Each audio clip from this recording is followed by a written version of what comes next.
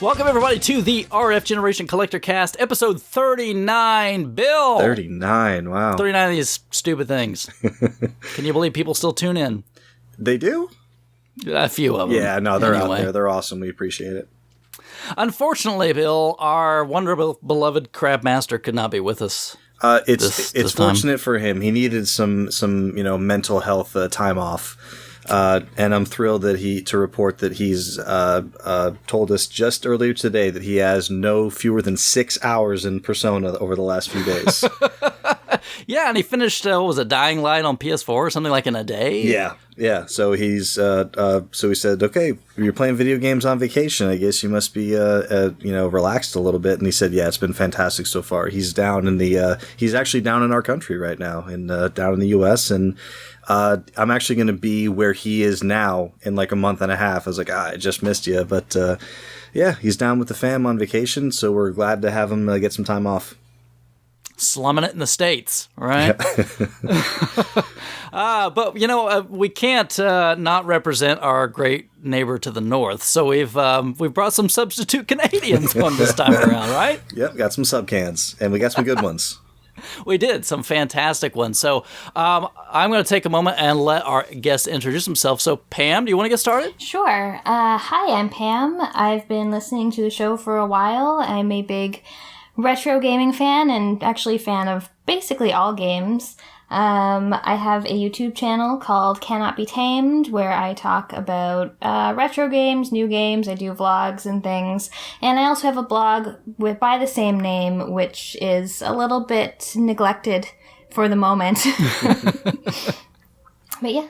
Videos don't do that. Eat up all your time. Right? They're so easy to make. Right. And I edit videos on the side, so I completely understand how that goes. Yeah. And if I might just throw in my little endorsement, I found out about Pam's YouTube channel from Single Banana and the RF Gen Playcast, which you should also be listening to.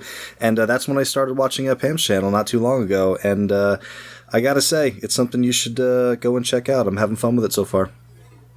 Yeah, and I'm really kind of enjoying, because to segue not to a little bit later in our topic, but I mean, you've been doing these Let's Plays of Snatcher, right? I have, yeah. I actually just finished up the Snatcher Let's Play. I think it was 13 parts in total. So the last one just went up, I think, last week.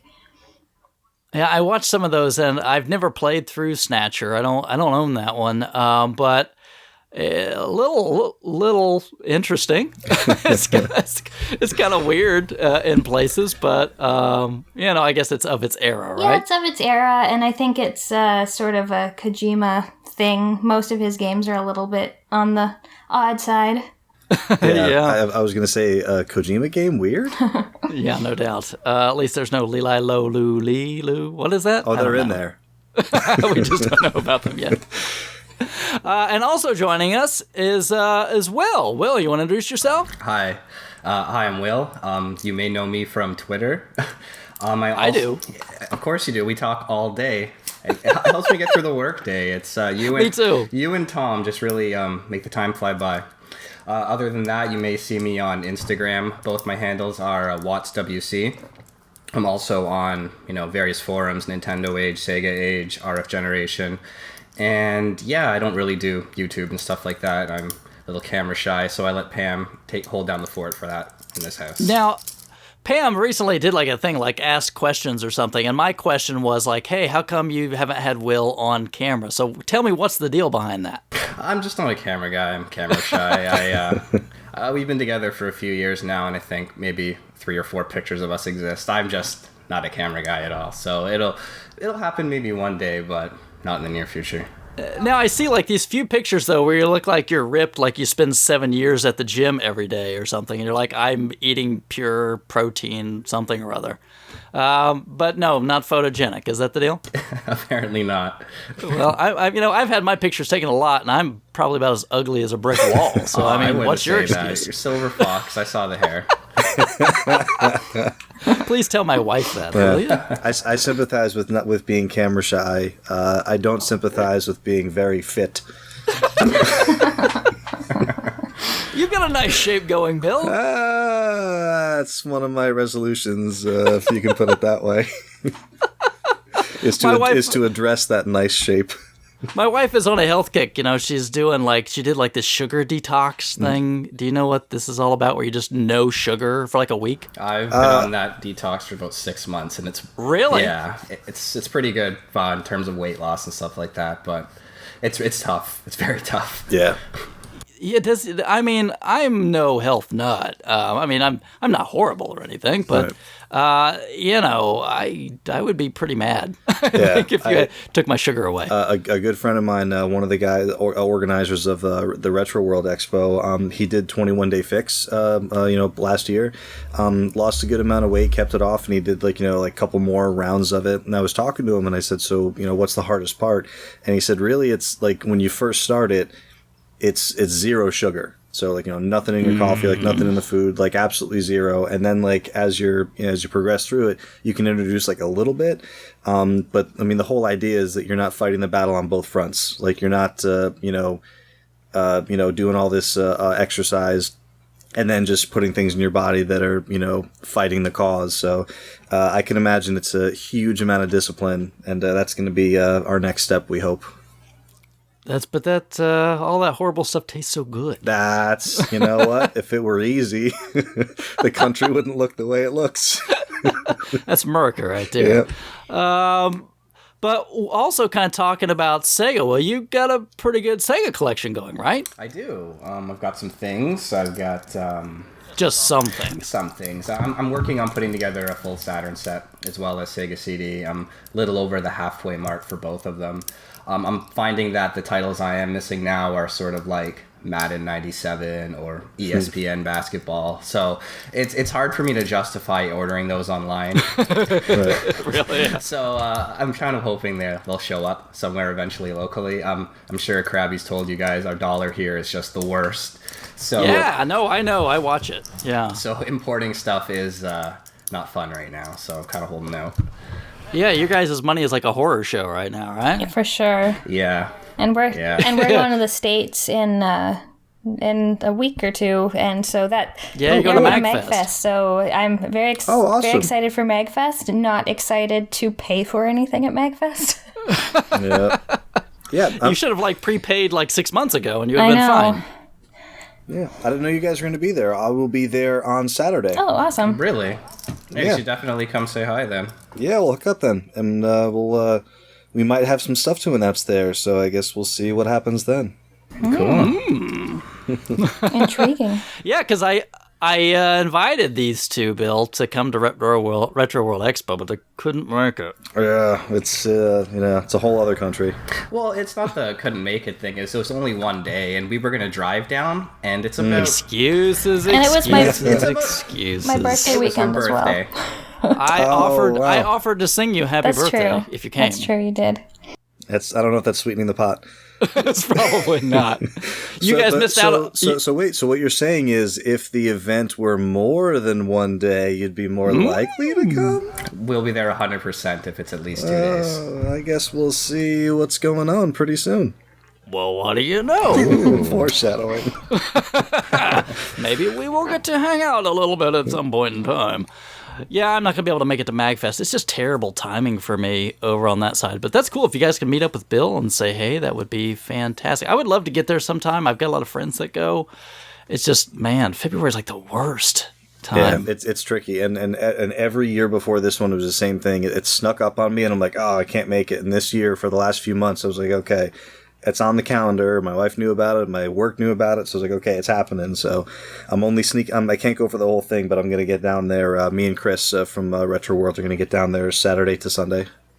Cool. Fantastic. Are you guys doing any Retro World stuff? I mean, Retroware stuff there, or?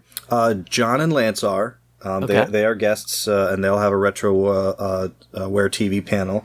There is not a Retro World Expo panel, but since we are friends of the show and they are friends of our show, they graciously invited us to come attend. So I'm going to take advantage of as much time as I can get there. That's awesome. That's wonderful. I'm probably going to be trying to go to Midwest Gaming Classic. I know nobody else here is going to go there. It would be great. It'd be awesome if I could. If any of our listeners are going to be at MGC this year, let me know. I would just hit me up on Twitter or something. I'd like to meet everybody. Cool.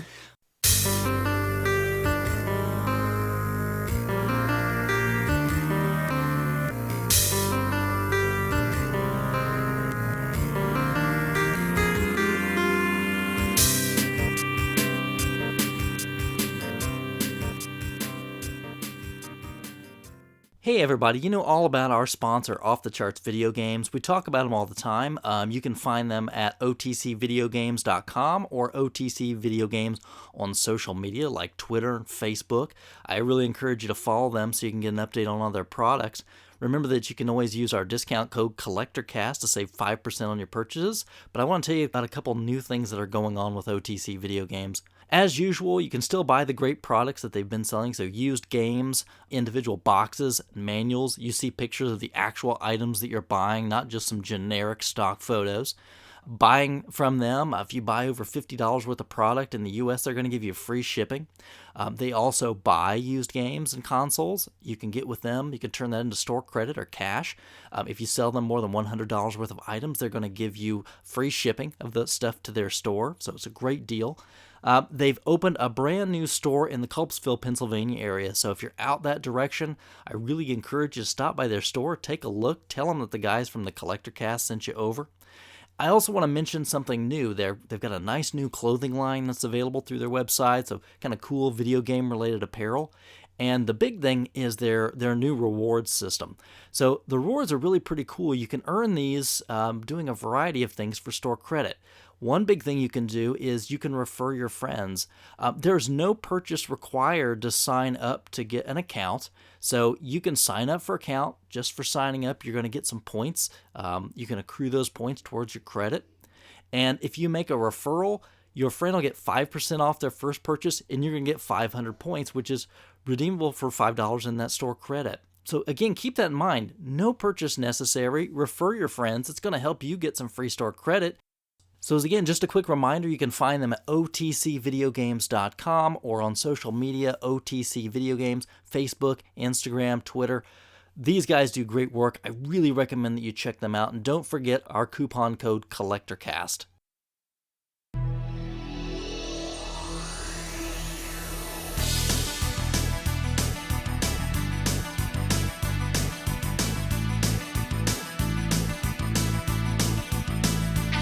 You're strong, you can fly, you can reach the other side of the rainbow.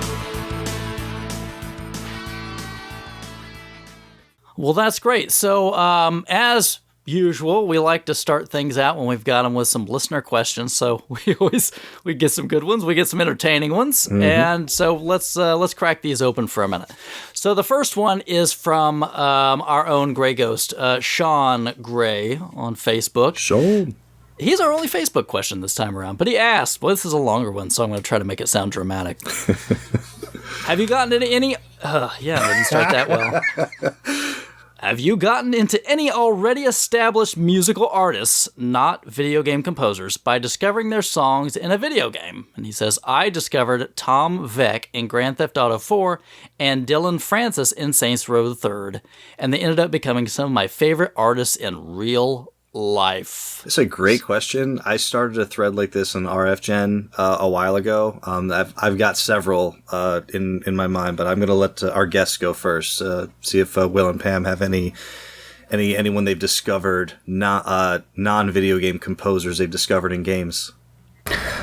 Discovered, I have a hard time thinking of something I've pulled out. I've heard a lot of artists that have kind of been rekindled old memories, sort of when I go back and play Quake, I'll hear Nine Inch Nails or something. Sure. Or when I play some of those old EA games, I'll hear like Disturbed or something like that.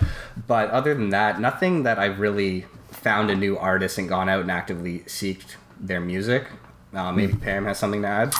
Yeah, I feel sort of the same way. I can't say that there's someone I discovered that I ended up really loving, but as Sean mentions with Saints Row 3 and 4 are both just full of excellent music where I hear it in the game and then I go out and buy it, and then anytime I hear that song in the future, I think about Saints Row.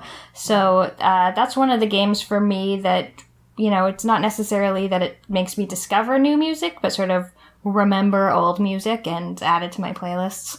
Totally. Bill? I mean, I've got a few, so maybe you should go. Okay, if Bill's going to take the next half hour here. I'll try not to. I'm going to come out just with two of them. One of them was LCD Sound System. I discovered them. Yeah, I love LCD Sound System now, but I'd never heard them, and I don't remember what driving game it was, but it was an Xbox 360 kind of early driving game. Might have been like a Project Flat Gotham. Out. Probably like Project Gotham. But it was one of the tunes on that, just one of their songs, and it was just really catchy. So then I had to go back and kind of listen to everything that they did. And I'm still a fan, and they're getting back together. So there's going to be a new LCD Sound System album coming out and a new tour. So I'm pretty excited. They had been disbanded for a number of years. And then there was another band called Sol Perea. They're, I believe, an Argentinian band. I can't even remember what game it is anymore that I played that I had their song, but one of their tunes was pretty catchy that was in there, and I've started listening to them. I don't think they're a very well-known band at all, but you can catch a lot of their music, obviously digitally, and they've got a few videos on YouTube. So, yeah, those would be my picks. Very cool. The ones that stick out for me, they're all from sports games, and one of them is a skateboarding game, but I guess that's still considered a sports game. And I guess the reason for that is if you're talking about non-video game composers, so that means licensed music. The only games that really use licensed music are, sports games and like maybe like a handful, have like a theme song that was licensed or something like that. But being the hockey guy, it's mostly from NHL. Like menu music screens. I would launch like a new NHL game, and the first place I would go was to EA Tracks, and you could turn off all the music you didn't like. So I spend so much time in the menus in NHL that if I hear a song I don't like, it really grinds my gears. So like I'll go in that EA Tracks, I'll listen to like 10 seconds of each song, and if I can't stand it, I turn it off. So now it's full of good music. I discovered a band called Middle Class Riot. I don't know if any of you guys have ever heard of them. It's a 2-person band, guitar player and a drummer. So kind of like a Local H type feel. Just really, really awesome. Kind of like heavy, like not metally, but like just like a heavier, really good harmonies because both of them sing. And I discovered this band a couple years ago in like NHL 13 or 14, whatever it was. And I got their whole album, and it's one of those albums where every single song on the album is fantastic. So Middle Class Rut was one for me, but also in the Tony Hawk games, maybe it was because I never really listened to any punk or like punkish type rock, but like every song on the Tony Hawk like 1 and 2 soundtrack were bands that I had never heard of. So like every song I would like go and find out who it was, and I was like, oh, they're really cool, and then I had to go, get whatever music I could from like it was like Goldfinger and System of a Down. And I guess it was just because I had never heard of any of these bands outside, the game. They were probably established with other people, but yeah, I mean, it all came from like Tony Hawk games and NHL menus for me. Awesome. I want to give a quick mention too, like the 2 title tracks to the first two Borderlands games were really good and got me interested in those artists as well. Yeah. So my father-in-law just got into Borderlands, who listens to this show. Hey, Jim.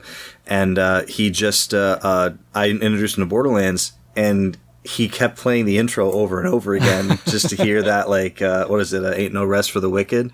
Yeah. Did you teach him he could just buy the song? Yeah, no. But you know what he likes about it? He likes how the scene like goes with the beat of the music. Like when like the beat hits, like the truck like hits a skag. So he got a kick out of it. He kept turning it on. Awesome. Moving over to Twitter, we got a few questions from there. So the first one comes from our good buddy Duke from Retro Nonsense. So he's at Duke0619. He asks, how often do you game together? I think really he's probably directing this at Pam and Will, and not Bill and I, because, we hang tight. But how often do you game together, and are there any favorite couch co-op games you enjoy playing together? So again, I'm guessing this is probably more towards you two, because we just did a couch co-op kind of show. So this is a great one for you two. Do you guys have any awesome games you like to play together? Yeah, well, first I want to say hi to Duke. We'll see him at MagFest as well. So Jealous. Maybe I'll take a photo for you. Awesome. Yeah. As for couch co-op games, we play a lot of beat 'em ups together. Those seem to be easily accessible, where you can just sit down and jump right into it right away. Most recently, we played Streets of Rage, Turtles in Time, Die Hard Arcade. A lot of things she's done for her videos. A few other things I want to play a little bit more in depth. We played a little bit of Sunset Riders, but we played the Super Nintendo version, and personally, I'm not a fan of it, so I'd like to give that a replay on the Sega Genesis. Other than that, I might be missing a few. Pam? Yeah, it's sometimes tough since we sort of like different games. So a lot of the time we'll sit down and play something together, and one of us doesn't like it, so we stop. But yeah, beat 'em ups for sure are something that we play. We were just playing Tengen Tetris the other day. We played that together because it's got a co-op mode. Often, because I like in my reviews, if there is a co-op, to talk about the co-op and the single player, so that's a good excuse to play co-op together if there is a co-op mode. And then one thing that I really like, since we both like shoot 'em ups, is Jamestown Plus on PlayStation 4. That's super fun. I like that one. And occasionally, I guess it's not couch co-op, but we play Counter-Strike once in a while. Nice. You recently did a review on Legendary Wing. So was Will your wing man? It's the worst. That's the worst joke. That sucked. I'm sorry. Yeah.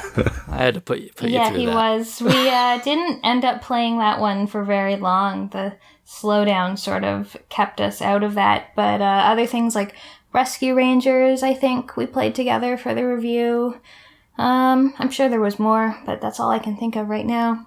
Awesome. Well, Bill, we kind of already talked about some of this stuff in a previous show, so Duke, you can always go back and listen, although I'm sure you probably listened in the first place. But thanks for coming up with a question aimed at Will and Pam. Thanks a lot for that.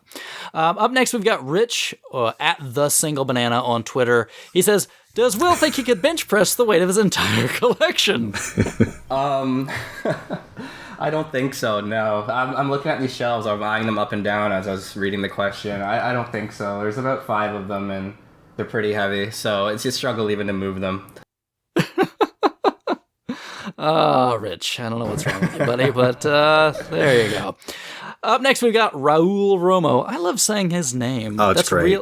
That's real Jeff Unstick, or Jeff Funstick, which is I like to say on Twitter. I didn't know his name was Raul. That's a solid Raul, name. He's got some M. Bison in him.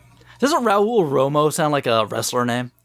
Or an out-of-work quarterback. Ouch. Anyway, he asks, I can't think of a solid one, so how about... But this question is pretty good. Yeah, it's not bad. Favorite Mega Man game? There's a couple, so we'll just start with that one. So, favorite Mega Man game. Pam, what is your favorite Mega Man game? I'm going to tell you my history with Mega Man. Uh-oh. Once when I was about 10 years old, I played one of the Mega Man games on NES at a friend's house. And that's it. My story's over. Oh, do you even know what one it was? What? Do you even know what one it was? No. Maybe two. I don't know. Will, what are you doing, man? I play it all the time. I try to get her to play. I am literally wearing a Mega Man shirt right now. Like, there's Mega Man is well represented in this house. I can't force her. I'm sorry, I gotta shut this whole show down now. It's no fun anymore. What's worse, her never having played more than those few minutes of that one Mega Man game, or if she said 4 is her favorite? Like you will, Because that's sure. my favorite. But we know you're wrong, Bill. I'm So it's the okay. only No one. I worries. might be the only one in the world that says that too. Everyone says either 2 or 3 or one of the X's. At least you don't say 5. I'll give you that. Oh, I don't know if there's any of those people out there. Will, redeem me. Redeem this thing here. Show me Canadians know what Mega Man's all about. In the regular series, 2. Yeah. 2. You can't argue with 2. Yes, you can, because these guys do. 2. But I won't argue with you thank because you. you're right. And in the X series, X4 for me. X4. Yeah. Isn't that the first PlayStation one? And Saturn as well. Yeah, I had it on Saturn as a youngin'. Fond memories. Yeah. Just because he's not here to represent himself, should we answer for Crabby? No. Forget him. He's in Florida. Crabby's answer is 2. Now we're going to get complaints the next time he comes on. All right. So let's hope this one turns out better. Favorite Super Mario game? Ooh. Will, you want to take this one, start? Off. For me, it would have to be Super Mario World. Yoshi, he blew my mind. There was so much talk about him when he was coming over, and then when he finally came, like it happened. I played that game so much. So, favorite color Yoshi is? Red, I would think. Oh, blue. Blue can fly. Red is the one that spits fire, right? Yes. I like that one. That's my favorite one. Okay. All right. Pam? My Mario? favorite is Super Mario Brothers 3. I think that's Winner. Solid. yeah, Winner! I think that's the best one. Although I also quite enjoyed the new, what was it called? New Super Mario Brothers U? News. Not the 3D one, Yeah. but just I really like that one as well. But 3 for, the nostalgia, and it still holds up pretty well. I was just playing it a couple weeks ago, so. Yeah, I guess it's a good chance to plug our buddies Rich and Sean, who I had a question for, the RFG Playcast. So they just did Mario and everything. See, I'll be nice and plug them, because when they mentioned the participants for their show, they left me out. Ooh. Oops. Rumble. Yeah, but I'll be nice and mention them. See, I'm teasing. Doesn't bother me. Favorite Zelda? Oh, Bill, I forgot to ask you. Whoa, speaking of forgetting I'm participants. sorry. Favorite Mario game? I was totally going to say, I'm going to tell a quick story. I don't want to get too sidetracked. Quick story about Super Mario 3. Super Mario Brothers 3 was $75 US when it came out when I was a kid at Toys R Us. It's the only thing that I wanted for, right on the time it came out, I had my first, we're Catholic, I had my first communion. And you have this big party, everyone gives you some money, and my parents were like, all right, you can buy one thing, and all the rest of the money goes in savings, which was a smart thing to do. So I was like, okay, I want Mario 3. And oh man, I called Toys R Us every day. They finally had it. We raced down to the store. We played this thing forever. Pam's absolutely right. It still holds up well. Do you know what game I really, really love though? Uh-oh. I really love Super Don't Mario say Galaxy. it. Oh, thank God. I thought you were going to say 2. No, I really love Galaxy. It was a time when I was really getting into 360 achievements, and nothing could pull me away from a game that didn't have achievements. I thought they were so cool, and I was going after them, and I was having fun at the same time. And then Super Mario Galaxy came out, and I'm like, all right, I guess I'll go play it for a bit. And it just... the charm of it, the music, the visuals, running around, the gravity system, going between all these planetoids. I tell you, I love Super Mario Galaxy probably more than is reasonable. But if we're talking original Nintendo, it's no doubt it's 3. If you open it up to all Super Mario games like it asks, I gotta say Galaxy. All right. I'm not going to belabor the point. I agree 3 is probably the right answer. 3 is just fantastic. All right. Favorite Zelda game is last. Pam, what do you think? Favorite Zelda game? Mine is Ocarina of Time. It's actually the first Zelda game that I ever played. And I spent, Really? Well, no, that's a lie. Again, I played a Zelda game. I think it was Adventure of Link at a friend's house when I was young. But yeah, Ocarina of Time's the first one that I actually owned and played through. So that one holds the biggest place in my heart. Now, a lot of people are really goo goo gaga over Ocarina of Time and gush over it. Have you gone back and played, or is it just memories? The last time I replayed it was probably 8 years ago, and I still enjoyed it then. Okay. So. Okay. All right.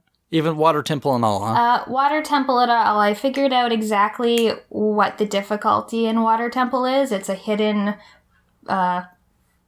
button or hookshot target under a platform. So once you know that, then the Water Temple isn't so bad.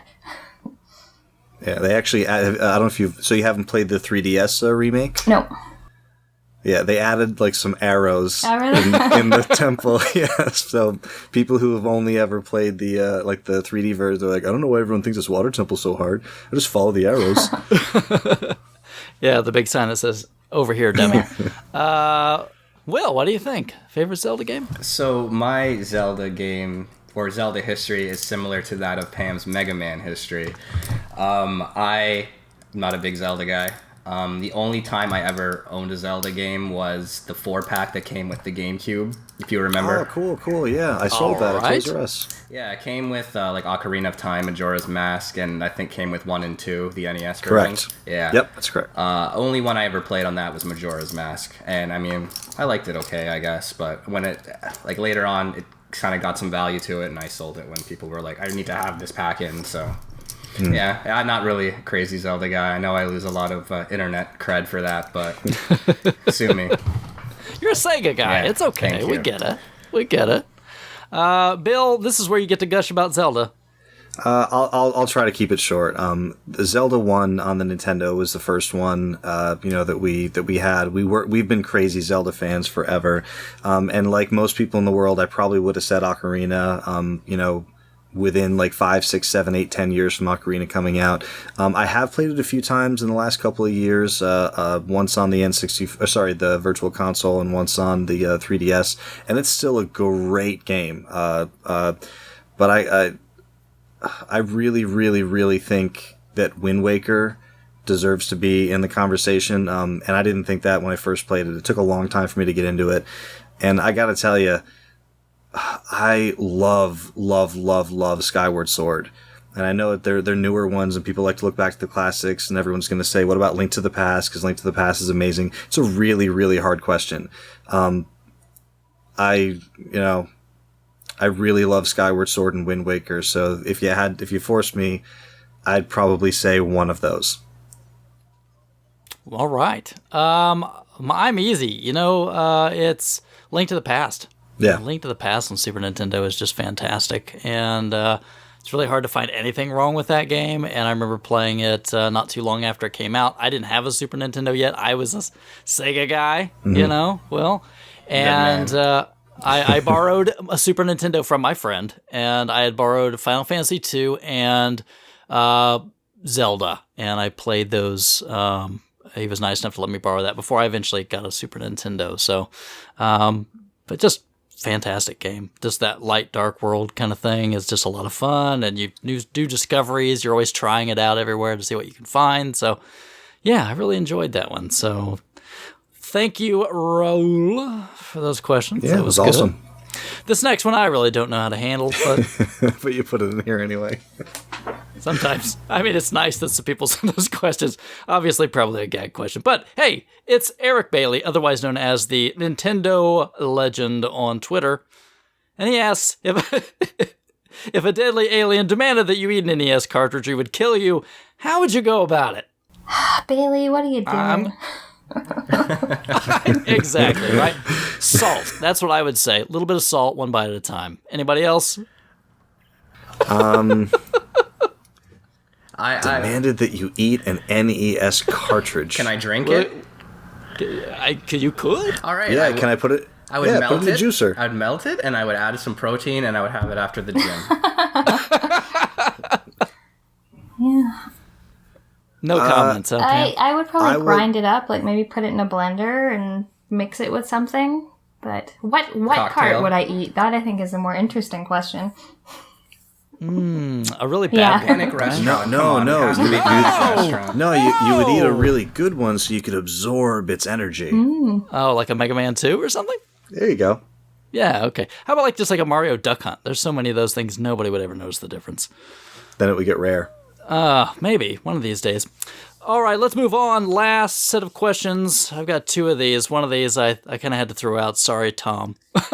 But Sega Tomcast, 2 questions. First, you are now the president, CEO, democratically elected great and glorious leader of Sega. What's your immediate to-do list? What's the big first thing you're going to do? Pam, you own Sega now. They're going to bow to your will. What are you going to make them do? Make more games, I guess.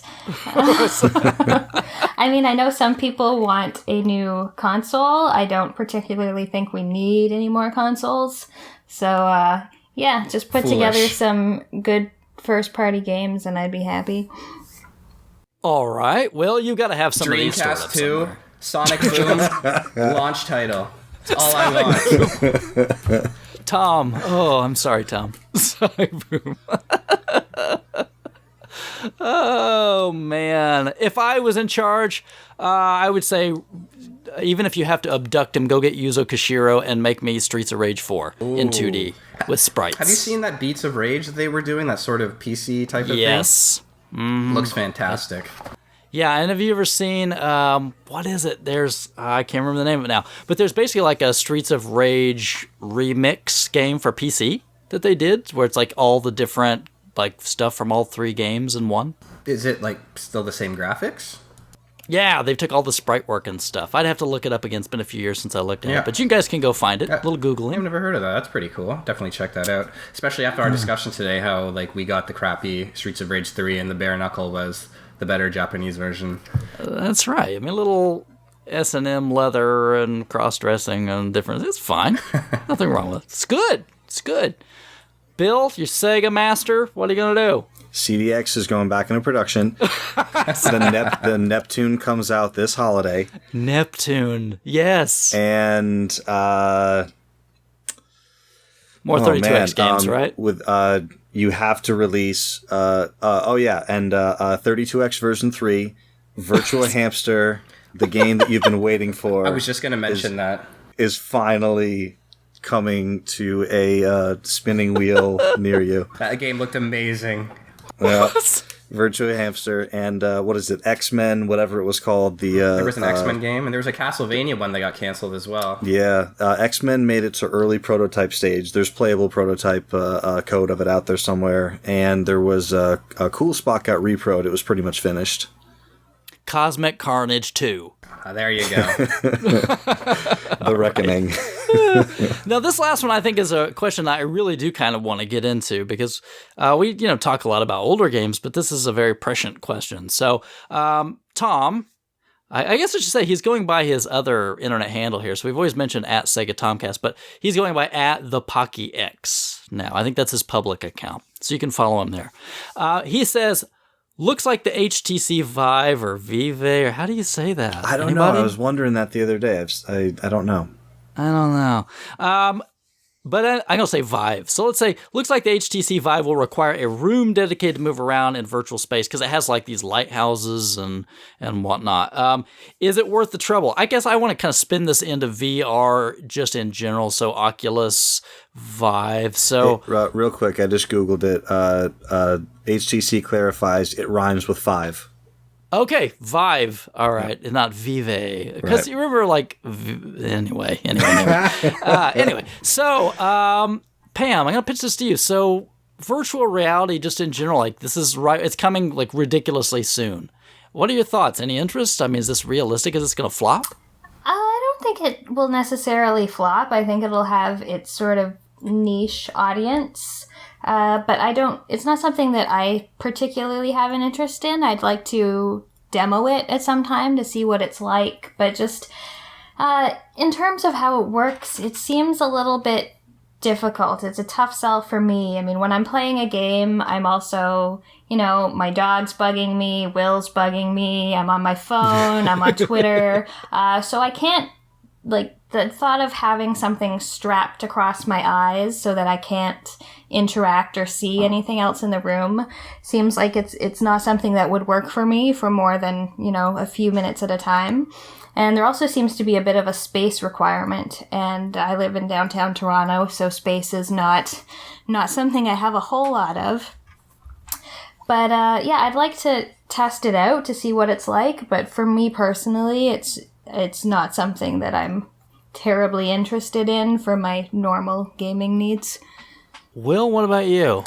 I am in a similar mindset as Crabby, as in I will buy anything. I like to buy anything He's and not anything I can get lying. my hands on. Hey, wait a minute now, Pam. You get to review all the stuff he buys. And the stuff I buy. See? Oh, okay. Well, that's good too. But yeah, I am definitely interested in anything sort of gaming related that's coming out. The big thing I think is going to be a problem is the price point. You really have a small market for something with a price point of $500, $600, $700. Not everyone has that kind of money. And like I even remember like when the Saturn launched, for example, like the big thing of the price point at that time was $300. That's why the Sony guy came out and just said $299 and walked away, because everyone knew that anything more than that, there's a very small market. I don't think it's going to do very well off the bat, at least, until they find a way to make a cheaper, more viable alternative. But you said you'll buy anything, so does that mean I'll buy. you're Don't in the get me market? wrong. I mean, I got a launch day Xbox One, PS4, Wii U. I got everything as soon as it came out, and I'll probably be interested in something of this nature, but I don't know which one exactly. I saw the other one, the Oculus, just launched as well, but I mean, with the Canadian dollar, that's almost $1,000 right now. So, Pam, are you a little worried that one of these days you're going to come in and Will's just going to be, like, waltzing into things with this big thing strapped to his head? Yeah, maybe. Although I also feel like he'll buy it and lose interest in it quite quickly, so it's not something I'll have to worry about for a long time. So, do you think you'll force him to flip it at that point in time, or no? I rarely have to force him to flip things. He likes to wheel and deal. Okay, hey, nothing wrong with that. I totally get that. That's how you got to make the hobby work, right? Yep. She's come home and had an arcade machine in the living room, so all bets are off in this house. What game? I had a Neo Geo MVS, and I got a Striker for 1945. Where's it at now? It was in storage for about 6 months after she went to her bedroom pouting, but I gave it away. It just wasn't going to fit into the apartment. I'm still managing to hold on to my pinball machine. I've not been forced to get rid of that yet. So Nice. Lucky guy. there's hope. There's hope. You just have to put it in places your significant other will never go. So, Bill, virtual there's a reality. joke there, but we'll just leave it alone. Okay. It's a family show, Bill. Yeah. No, I was thinking it's what's the guy's name? Henny Youngman? Yeah. Old one-liner, king of the one-liners. Yeah. He's like, what's the joke? He said, my wife said, I said, where do you want to go for your anniversary? She said, I want to go someplace I've never been before. He said, how about the kitchen? Oh, that's probably not right these days to laugh Right, at that's that, like a but 50s it's a or joke, 60s right? joke, yeah. I get it. Not too clear. I would get my butt whipped pretty quickly if I tried that Yeah, one. no, that's like a check over your shoulder before you say it joke. Yeah, so I expect now that Pam will unfollow us on Twitter. No, that one wasn't too bad at all. Especially not considering some of the comments I've seen that you get on your YouTube page. Yep. Oh, man, is there anything worse than the monsters commenting on YouTube videos? No, I don't know. People just have way too much time on their hands. There's the people who like to go through every single one of my videos and downvote it. There's the people who comment like 12 times on one video to tell me I'm wrong. There's people who need more hobbies. They need more games to play rather than just commenting on YouTube. Yeah, I've seen a few of those that you've posted, and like YouTube does nothing about it, and I'm like, really? Yeah. Because there's I don't like to use the word literally. There are literally millions of these kids, so it's like there's not how are they gonna? I don't know. It's But they'll put fake content strikes on your stuff, and totally. problem. No problem. Totally, yeah. We won't police anything except if you owe somebody money, Right. or we think you do. There should Anyway, be yeah. Bill, virtual reality, any interest? Not really. I feel like as Pam was saying her answer, I was kind of thinking like, this is like the answer that every single person that I know has given me. Like, oh, it seems pretty cool. like maybe I would try it, but like it's really expensive, and I like playing games the way I like playing games now. And I'm kind of in the same boat. I got to play the Oculus at PAX last year. It was not the final version, so the resolution wasn't quite as high. It was interesting. What was it? It was called what's that space shooter? And it's coming to Xbox One. It's called something. But like it's a 3D space shooter sim. And it was really cool because like you would like look over your Elite Dangerous. And like you would look over your shoulder and like, you know, like you'd see the ship flying above you, so it was kind of had that really cool aspect to it, and you could see your hands on the controls like in the cockpit, which is really cool. It was interesting, but you know, $600-700, like, you know, with you know, house, 2 kids, and you know, who knows what the future holds. Like it's just not in the cards for me. And this isn't the reason, but I just start to think about like all the games I have that I haven't played. And like now I'm going to like pull in like another method to play games that I'm probably not going to play, you know, most of the games that I get. So yeah, I don't know if there's really any price point or game that'll like get me to invest. It's more one of those things like, you know, if like when you're like, that's 3DO money. No one had a money for 3DO when it came out. I had that one friend. Yeah. You go to the one friend's house. Hey, Will. You go to that one friend's house who has all the stuff, and then you play with the stuff there, and then you're like, well, all right, Will, I got to head out now. Something like it. Or I go over to Bill's house. I say, hey, Bill, let's hop on the Play Choice. Totally. And look at your giant wall of games. Totally. You don't need to buy them. Just come enjoy them. That's right. There we go. Personally, I mean, I've got a wife and I've got 3 kids. There just wouldn't even be possible. Yeah. I mean, even if I wanted to like stay up in the middle of the night when they're in bed, I mean, still, if one of them gets up or like needs something, or I mean, it would be ridiculous. There would just be no way I could ever enjoy it. At least, probably even relax enough, because always be worried, like, oh, what if my, you know, two-year-old comes out and I step on him or something? You know what I mean? That's another really good point. Is some people have said, you know, some people game like when their family's asleep and they game with headphones on, and like Pam and Will, do you guys ever game while the other one is sleeping? Yeah, sometimes. Yeah, I play. Pam can sleep. Happens? Yeah, Pam can sleep pretty solidly. I need the lights off and stuff like that, but it's not a problem. So, like, my wife can sleep pretty well, so that's fine. The kids, I don't want to risk it, especially with the younger one, because then that'll be like a whole nightly production. So, like, I just don't play games when they're sleeping. But if I had, like, someone say, oh, you should try headphones, and then I put headphones on, like I have headphones on right now, but my wife's upstairs, she's awake, like, with the kids. So I feel like when you get immersed into the experience, it's really cool because, like, all you're seeing is the experience.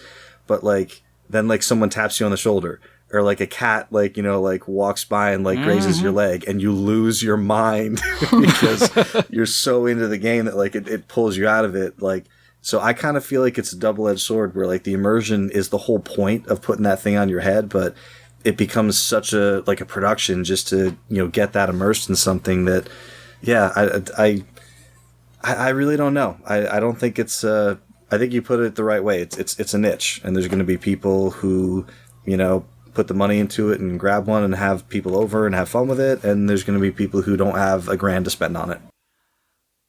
Yeah, I think this is like would be an ultimate toy for a single person in their own place. I don't know who else the market is, but I mean that's a market, definitely. I expect Tom's review. So, Tom, you asked the question. You buy every weird gadget, so buy one of these headsets and tell me how it is.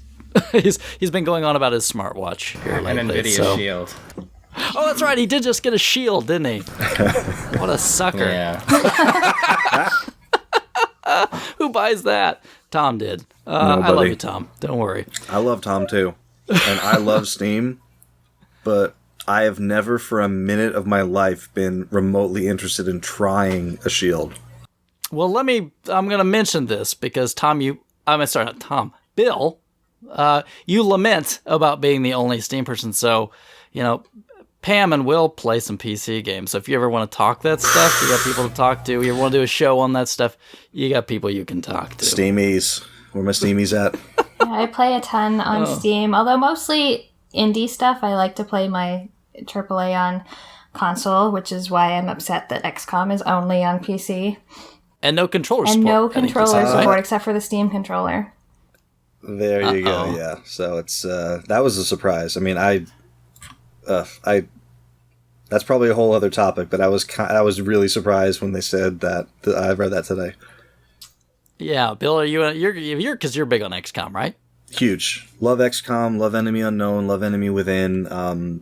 Actually, the what do you call it? The Humble Bundle. The recent Humble Bundle had all the XCOM content, the new stuff and the old stuff for. I think if you beat the average. So I had most of it, but I was missing like a couple little DLC expansions. So I went ahead and gave them like the $9 or whatever the average price was to unlock everything on Steam. But yeah, totally. XCOM's huge. XCOM 2. I haven't started it yet. I've got a ton. Somehow people over the last few years for like relatives for my birthday and Christmas, they all kind of got the Steam memo. So I've got a couple $100 in my Steam wallet, just waiting for XCOM. I don't want to buy it until I actually have time to play it. So that's like the way that I hold myself back. But yeah, XCOM 2, I was sad to see it get delayed, so I'm happy that it's so close now. Yeah, I took the day off work today, so I've played like 12 hours of it. Oh, I remember the day. I was good. That's a good. That's a good question. Is when's the last time you took like time off from work to play something? And yours was today. The last time I remember taking time off from work to play, and this is probably sad. I took a week off. $99.99. Oh yeah, Dreamcast. And I stopped by my job like 3 days in, and people were like, "Oh, I didn't know you were in town." I was like, "Yeah, no, I just took a week off for the Dreamcast." And my boss looked at me. It's like, "Are you kidding me?" And I was like, "No, not at all." Well, I gotta get back to Soul Calibur. Do you know how much bass fishing I've been doing lately? But yeah, it's I envy you very much. 12 hours of XCOM 2. I really, really can't wait to get started. And the sad part is I don't think I'm going to be able to sink a ton of time into it for a couple of months. We're going to Florida in May, and my wife and kids are staying down there with the in-laws for like 5 extra days. So that's going to be like, I have like a list of all the amazing things I'm going to do with 5 days to myself, and XCOM 2 is one of them. Excellent. You poor people. Yeah, I don't really play PC much. Just World of Warcraft when I used to play, and just Counter-Strike.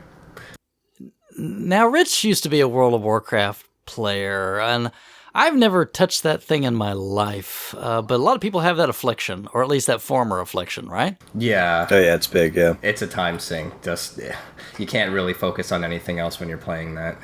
I'm so glad to not be playing anymore. yeah. It's like crack or something, right? Yeah. Just like destroys your family and everything else. Well, I was talking to a buddy today, and he was talking about gaming, and I was like, "Oh, well, like, what do you game on?" And he's like, "Oh, my PC mainly." I was like, "So what, Steam or whatever?" He's like, "No, MMOs." Oh. And I was like, "Oh, cool. Like what? Like World of Warcraft?" And he was like, "No, not World of Warcraft." So I was like, "Okay, well, I mean, that's what people I think associate MMOs with." But I said, "So what? Like EVE Online? What do you play?" He was like, "No, Star Wars." People like, still oh, play yeah. that. People still play that? Yeah, I was like, I almost forgot about it because I didn't think people played it anymore. He's like, "Oh no, I mean, like it was real big, then it kind of dipped off, and then it went free to play, and it got like not big, but like people went back to it a little bit, and now it's just kind of like it is what it is." But like, but he said, yeah, like he's got a clan that he plays with still. That's cool. I didn't realize people still played that.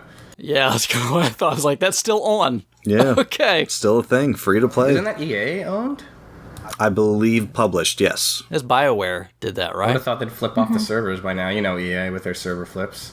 Oh, Right. yeah, that's right. That sports game is 1 year old. We have to shut it off and Yeah. make you buy the new one now, right? Yeah, Yep. or it's on the Dreamcast. You don't even get it.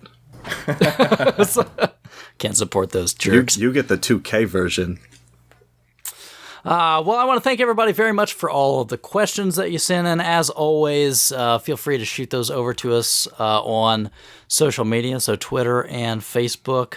And I'll be reaching out to you kind folks that submitted those. Maybe I've got some Steam codes that can help you out. So, thank you very much.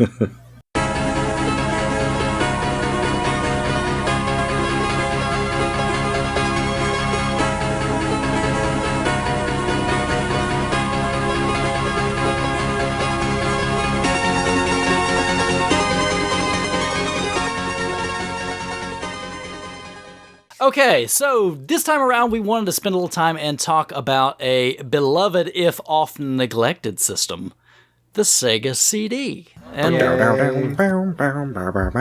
I think this was the suggestion. Will, didn't you suggest this? I did, yeah. I was trying to find a neutral topic for Pam and I to come discuss.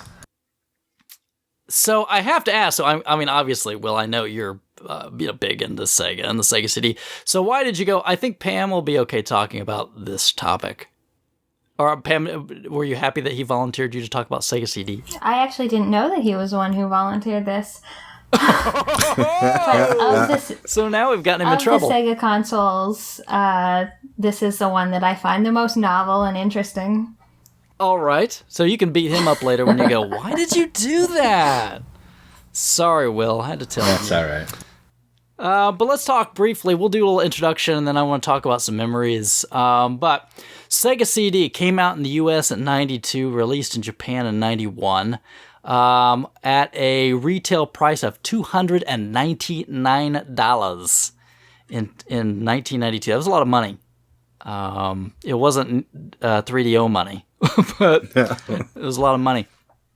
With the slogan, what their marketing term, welcome to the next level.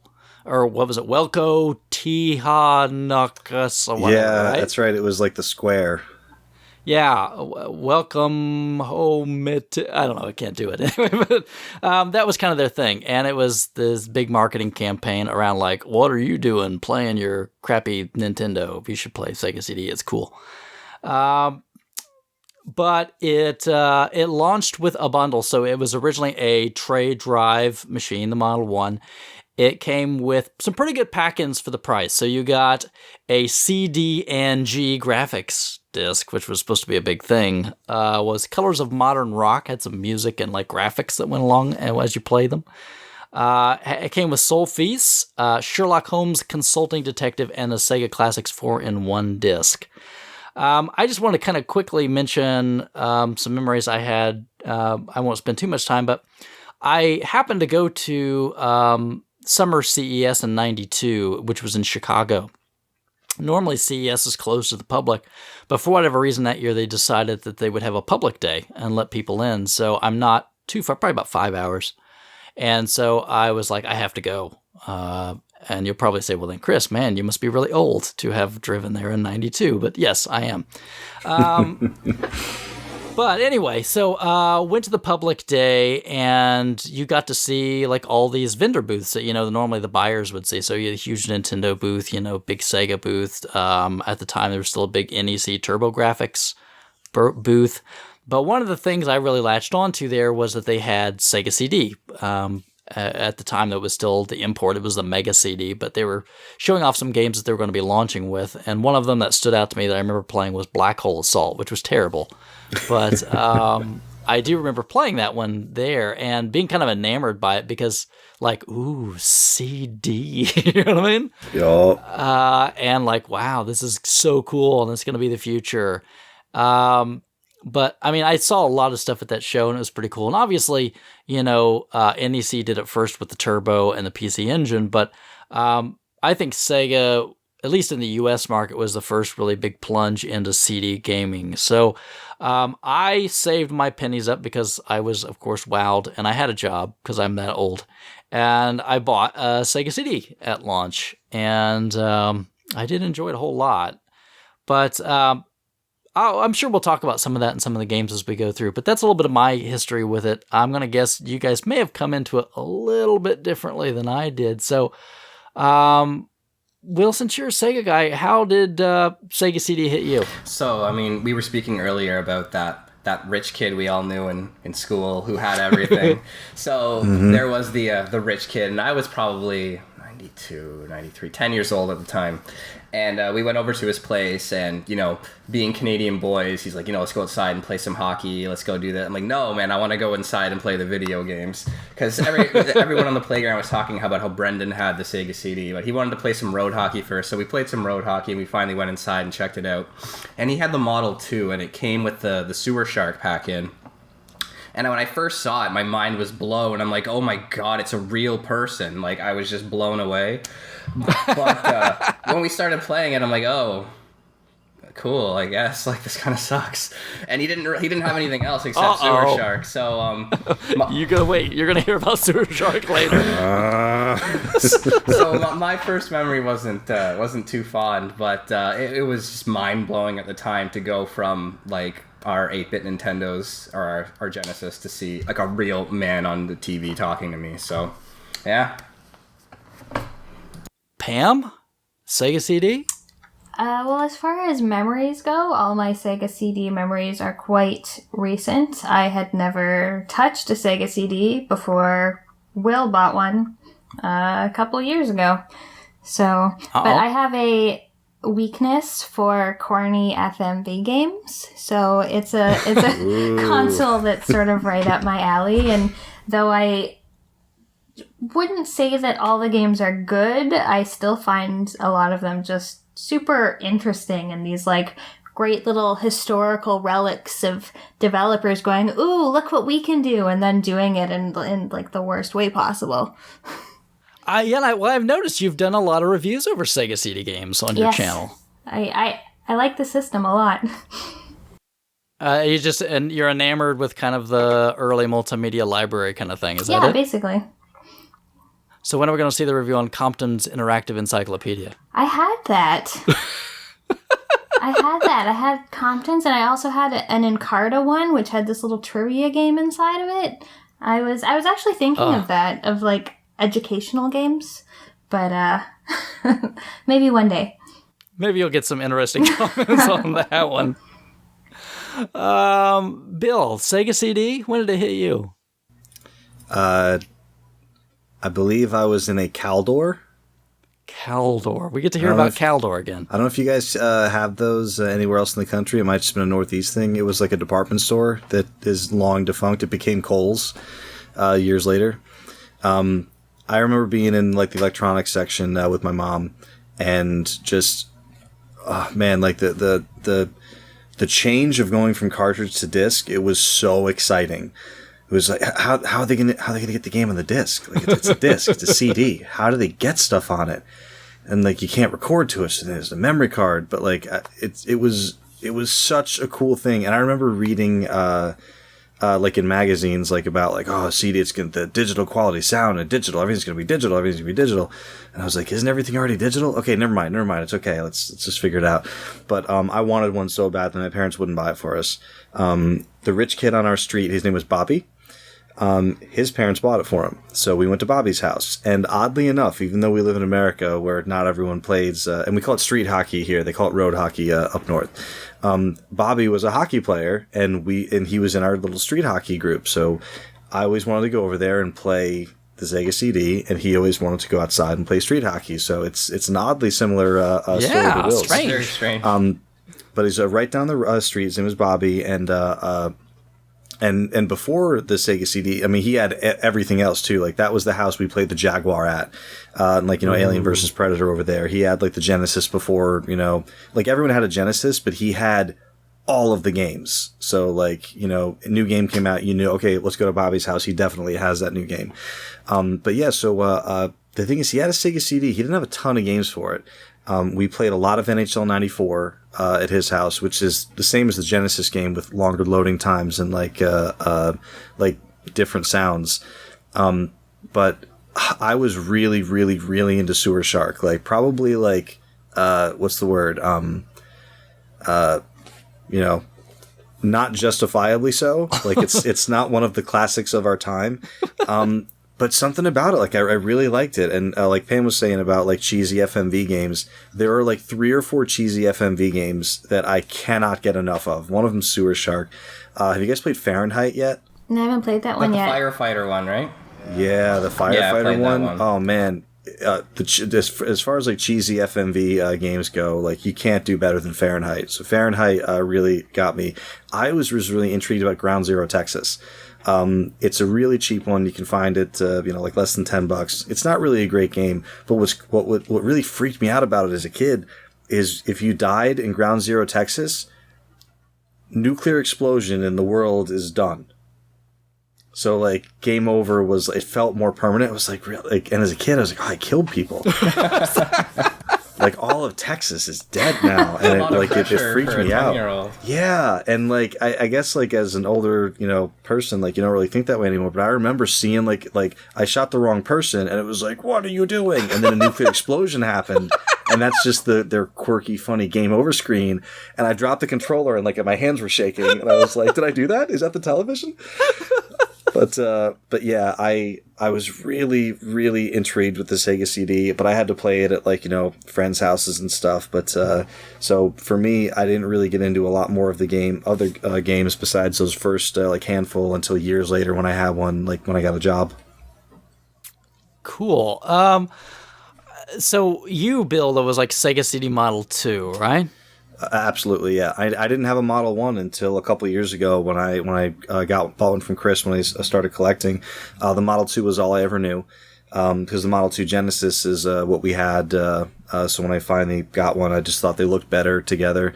So, and the Sega CD Model 2 music was the only music I ever knew. It wasn't until years later that I found out that the Model 1 had different like post music. Uh-huh. And to me, there's no contest. The 2 music destroys the 1 music. No, come on, man. And I can't believe how many people think wrongly on that. Oh, dun dun dun dun dun dun. It's the Model 1, right? No, yeah, it's the Model 1 is like Model 1's like yeah, it's good. Meow, down down down down Yeah. down down. Oh, no way. Second one is like boom down down down down down down. Yeah, Model 2 Yeah. music just gets me going too. Just hype for some man. Sega CD. You know what it kind of sounds like to me, even though the song doesn't sound the same? It kind of reminds me of like the X-Men cartoon theme song. If you say so. There's something about it gets me going. And the room goes quiet. Now, nobody else knows the X-Men I cartoon know the theme song. song. I know it quite well, but I'm like not picking up the similarities there. I got you. You haven't had enough drinks yet. Don't worry. Just keep it Yeah. So, Pam, Will, what Sega CD you guys rocking there? You have both? Or? We have an XI. Oh, the fancy pants. Mm-hmm. Which has different boot up, right? It does, yeah. I had an XI for a few fleeting moments before I sold it. We had CDX as well, but I got rid of it. I didn't see the need for 2 that did the same thing. Yeah, because la-di-da, I got my XI. No, I'm kidding. Yeah, we're definitely going to talk about different models and some of the things about that in a minute. But that's kind of interesting that you guys have that. Do you have the JVC controller to go with it? I do. Oh, look at that. That's a real collector at Yeah, heart. nobody touches it though. Actually, today it was funny. I picked up a stack of games to play, just a little refresher before we came on tonight. And I picked up my Genesis controller and I went to push the A button.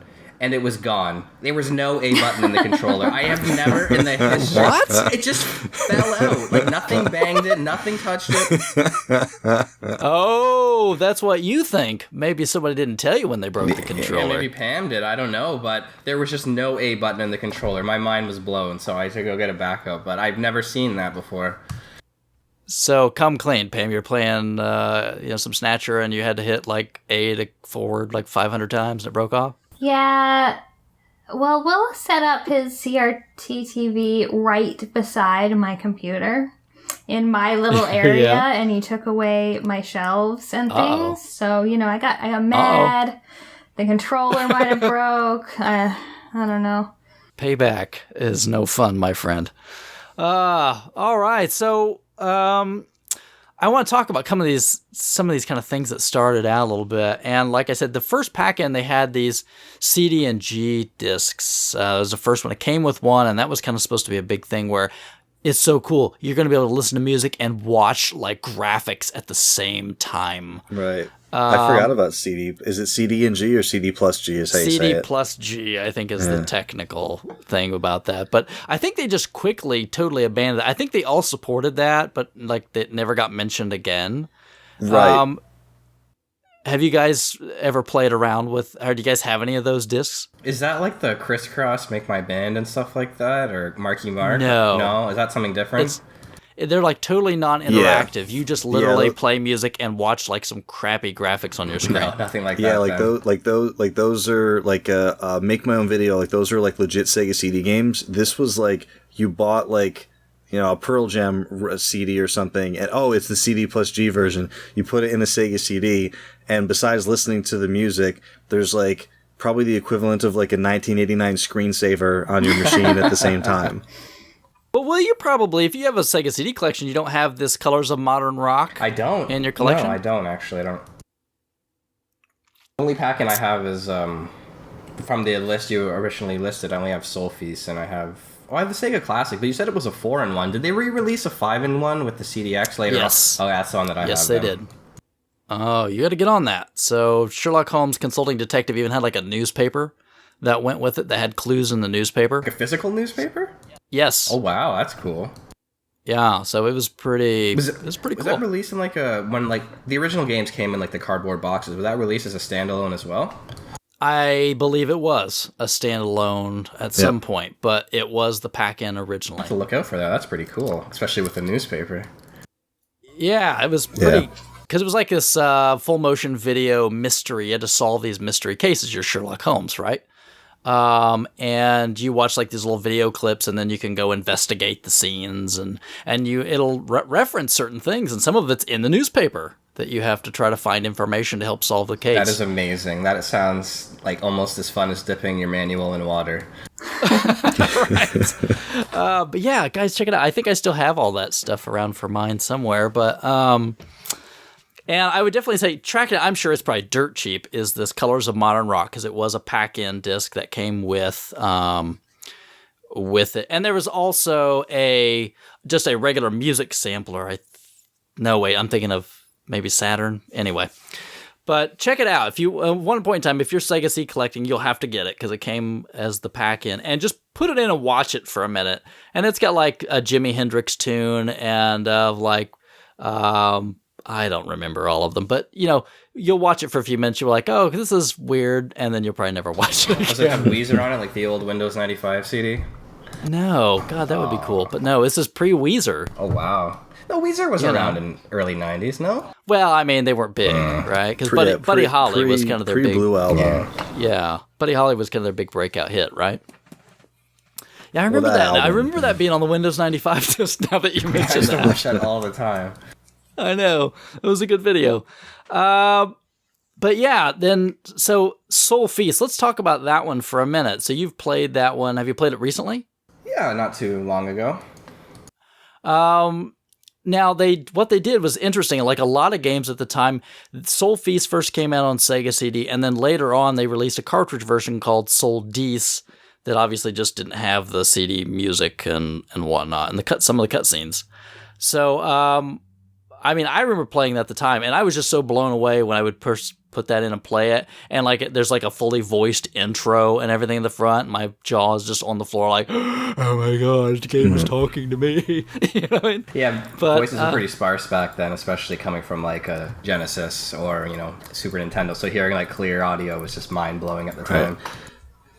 Yeah, I remember being thrilled. I think it was like NBA Jam on the Genesis had a couple of very short FMV clips on it, and I didn't think you could do that on a cartridge. I remember like reading like on like a Game Pro or like EGM article or something. It was like, yeah, like it's really small, like really short videos with a really low frame rate. But yeah, I mean you can throw FMV on a Genesis cart. Crazy. So, but then like Sega CD happened, and it was like everything. It was, and it was like, it was again like it was like because developers could do stuff. They like everyone started putting like FMV intros. Like Mortal Kombat had the commercial for the game before the start screen. Hook, which is one of my favorite underrated Sega CD games, it had like the orchestrated soundtrack while you played, which like I never realized what a big difference that made. But like now I'm not listening to like beep boop beeps. I'm listening to like the music from Hook and. There was really a lot of kind of game changing things for me. So as a game though, like Soul Feast to me was out of the original launch pack-ins, probably my favorite. Did you enjoy the game at all? Oh, of course, it's a great shoot 'em up, a great soundtrack with it. And it was kind of neat to have had that 2 cannon thing that you could do, right? Yeah. It was kind of pre Einhander to some degree. Seriously. right? Is that how you say that? It's kind of that same sort of idea where like these different gun pods almost that you could get on your thing. You had a couple different weapons that you could pick up. And Sorry to cut you off. What you just said kind of reminded me of the doomiest Doom to ever doom. I don't want to go off topic, but did you catch the Doom trailer that was released yesterday? no, I did. Amazing. Did they rip us off? No, but it's gory. It is so gory. Yeah, I didn't see it till today. And again, I'm with you, Will, not to get off topic, but the story on Polygon today that was like Doom's box art is terrible. I read that story and they were like, like Doom is Doom. It's unapologetically like alien and violent and bloody and gory and and crazy and hellish. And then they put out this like generic like spaceman holding a gun box art. And then like the trailer comes out and it's like, oh my god, this trailer is amazing. Why is your box art so bad? But yeah, the trailer, I don't think it's a game I'll play because I'm not into super gory, fast games like that, but the trailer looked really, really cool. Yeah. So you guys are down for Doom. Is that what you're trying to tell me? Absolutely. I'll be getting it for sure. Well, it is the thing, so of course you'll be getting it. That's right. Me and Crabby will be waiting in Future Shop in line. Yeah. I remember Crabby being really grossed out when they showed it at E3. Oh my goodness. Yeah, he was not taken, I think. Crabby lives in Nintendo land, as in like a if real there's place. a no gore mode, he'd probably be into it. Maybe. No, he wouldn't. No, it's a first-person shooter. He doesn't play first-person shooters. Anyway, kind of coming back, and then I honestly really what I ended up playing most on Sega TV was that Sega Classics thing, because you got like Golden Axe, you got Streets of Rage. I don't even remember what the other game. Oh, Columns, because Columns, man. Yep. God Almighty, who played Columns sucks. And there was another one too. Echo the Dolphin was released on the 5-in-1, right? Yeah, that was not on the 4-in-1. Right. Trying to think of what the other game was. It's not important. Yeah, I didn't play any of the pack-ins. Oh, Revenge of Shinobi. Oh, that's a great game. That you're right. That was Revenge of Shinobi. I'm more of a Shinobi 3 fan, but you're right. Revenge of Shinobi was on the pack-in. Yeah, that was a great game, and so I ended up playing more. Yeah, if you say so. Probably of that disc there too. And I remember the big thing when they put the Sega CD out that they were trying to compete with Nintendo. And remember Nintendo had like Mode 7. They had sprite scaling and rotation, and that was a thing that Genesis couldn't do. And they added that feature with the Sega CD, hence why, like with the Model 1, the Sega CD logo flips around and gets bigger and smaller and spins all over the place. Yep. Nauseatingly so. But I think the only game I really remember them ever using that was Batman Returns, which they used that a lot in the Sega CD version of that one, I forgot about that. for like the driving sequences and all that stuff. So that was a big thing. So we've talked a little bit about the versions already, so we've definitely hit on version 1 and version 2, and Bill, you've expounded on the music. But yeah, they did the redesign. I don't remember what year that was that they came out with the Model 2, but they made it kind of a sidecar top loader version of that. Other than that, I think besides like the Vios being a different number, there really wasn't any other difference, was there? I mean, not being, intimately familiar with the, the guts and, the internal, who's its and what's its, I don't think so. I think they both even have the same problem with the fuse burning out that can be repaired pretty easily just by adding, some wire and a fuse holder. But, yeah, I mean, I think they're overall pretty similar architecture. And that's when we started getting to these ridiculous Sega combinations, right? Yeah, because remember, when the original came out, Sega CD 1, that was obviously designed to go with the Genesis 1. Yeah. But then later, the Genesis Model 2 came out. And while you can put a Genesis Model 2 on a Sega CD 1, it doesn't look right because the Genesis is not as wide as the Sega CD. So the Genesis 2 goes perfectly with the Sega CD 2. But what if you have a Genesis 1 and you want to put it on a Sega CD 2? Then there's a little spacer that just adds 2 or 3 inches of just empty plastic space on your Sega CD to make it the same width as the Genesis 1. And then what if you have a power base converter? So it kind of my Sega CD 1 is under a Genesis 1 that a power base converter is in.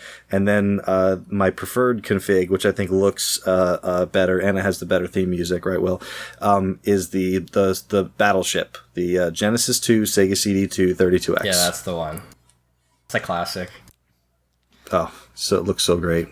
I like the traditional all Model 1s all the way. So, stack that baby to the sky. Would you do you have a 32X included in your Model 1 tradition? I do. So that means it's got the spacer's been removed. That's right. And I've even got my nice little happy clippy clips. So to hold the little clips, door open. Which I think they call them grounding clips, but I think they're for like hitting the they're for like EMF, aren't they? No, I think they are actually to ground the 32X to the chassis. Right, because it yeah. has like the metal plates on the outside of the cartridge slot that it makes contact with. That's right. The EMI is inside the cartridge God slot. almighty, this is probably really boring to listen to. But also, there's like a plate, right? There is a plate. There's like a metal plate. A metal grounding plate that you had to attach to the bottom of your Genesis to use it on the Model 1 Sega CD.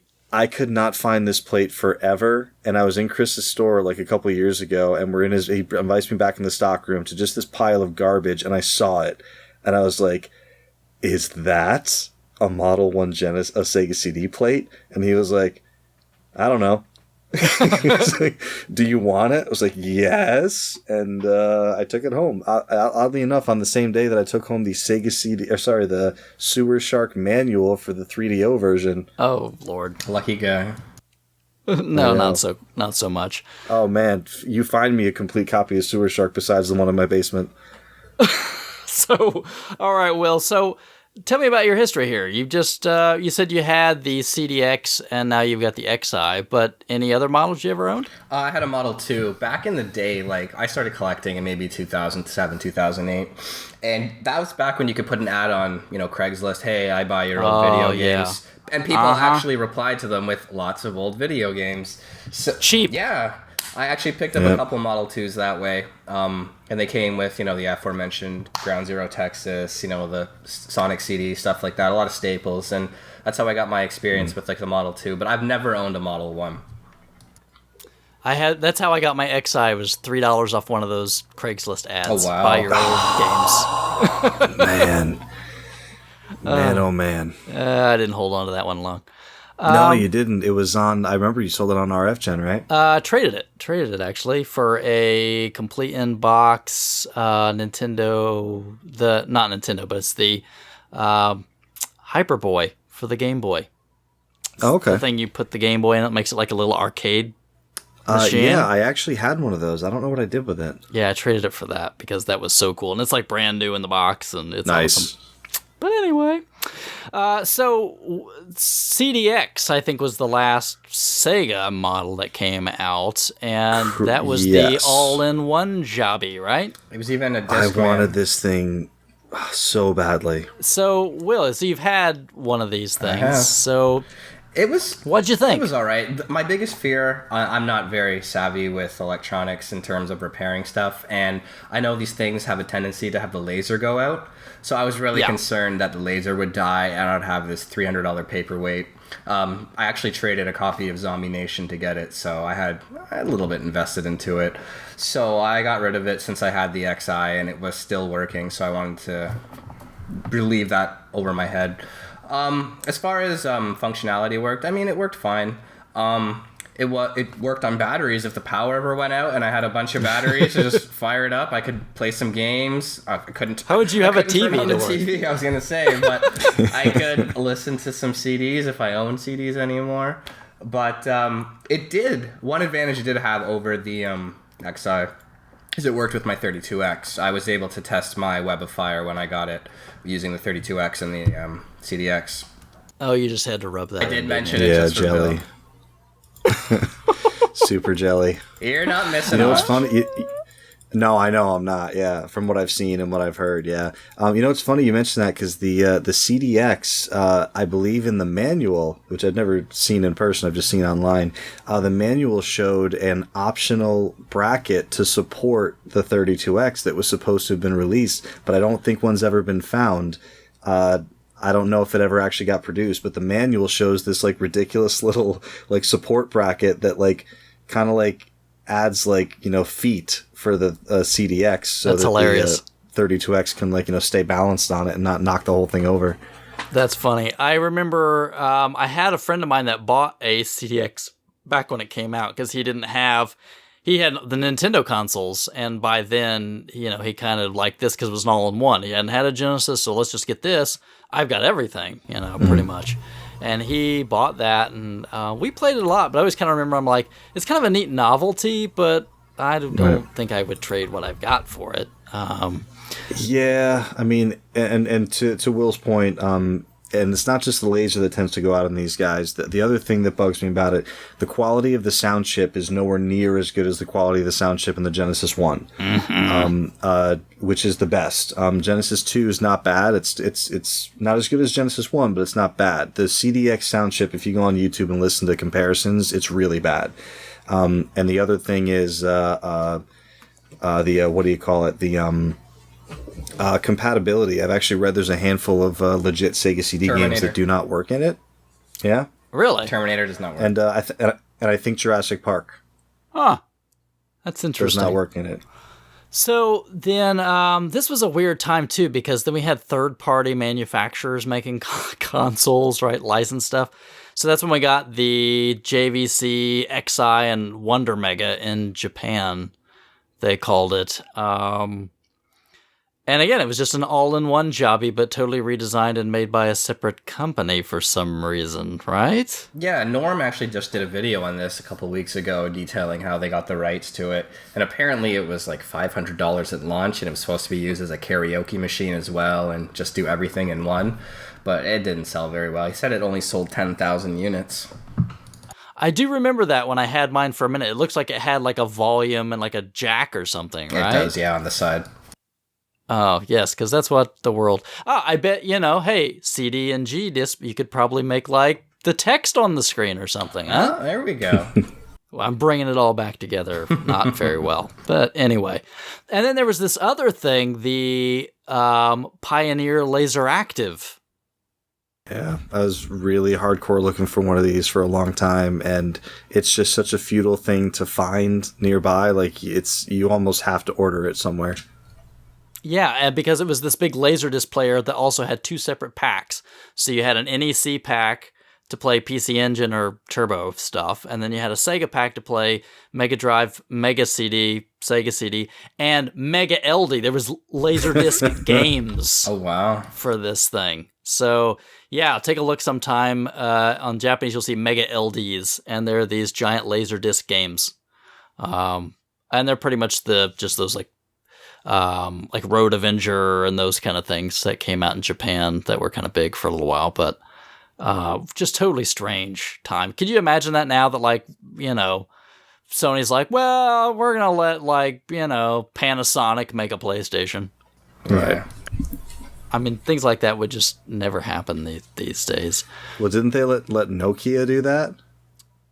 The Xperia phone, didn't they? Yeah. Oh my God, I totally forgot about that. So did everyone else. Oh, that's so bad, but true. Wasn't it supposed to play PlayStation 1 games or something? I played a demo of it at some event when it was coming out. I can't remember if it was a Best Buy thing or a consumer thing or what, but it was like that little flip up thing, and they had like Crash Bandicoot running on it, and they're like, yeah, it's going to play your PlayStation games. I was like, you mean the games that I already own? And they're like, well, no. You're going to buy those again. I'm not. Okay, I'll talk to you later, buddy. Right. And then they had the weirdest hybrid game stuff of all, right? The very limited 32X CD games? Yeah, all four of them.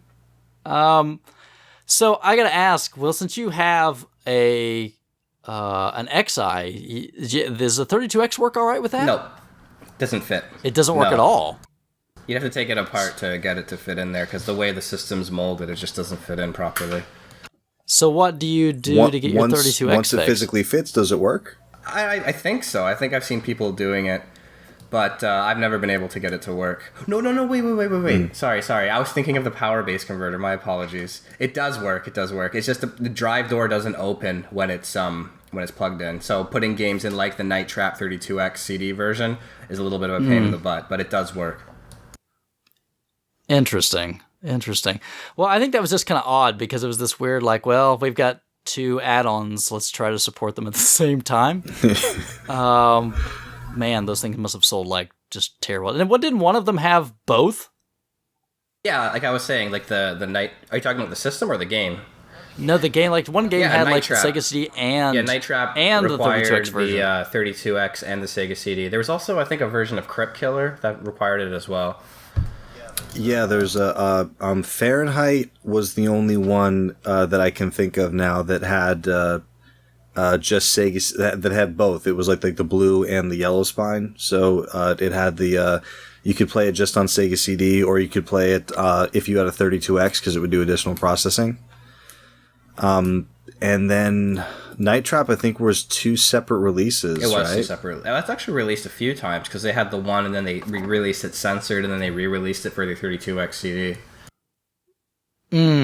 All right, we probably go so far down the wormhole. I can tell we must be boring to death because I think Pam is dead. Can you go like check and see if there's a pulse over there? Are you Will? alive? I'm alive. Well, let's get And to some well, in games because XCOM I 2. think this can probably bring the conversation away from way too technical land, which we tend to get into sometimes. So hey, I want to kind of talk a little about some of the games for a minute, give you guys a chance to kind of expound on. I thought we can't probably go too crazy, but maybe if we give some time to talk about maybe our top 3 titles, and then maybe just throw in some honorable mentions. And Pam, so you've been silent for a little bit. I'm going to give you a chance to kind of warm up and tell me about maybe some favorite Sega CD titles that you've got. Sure. My favorite Sega CD title is Snatcher. I've dedicated a bunch of time to it recently. I did a review of it. I did the entire playthrough on my channel. So that's one of the games that really appeals to me. I mean, it's basically just like a visual novel type game. Like, there's not a ton of gameplay in it other than, I don't know, maybe 7 or 8 little shooting sequences. But it's just a really well-told story, and it's a lot of fun to play.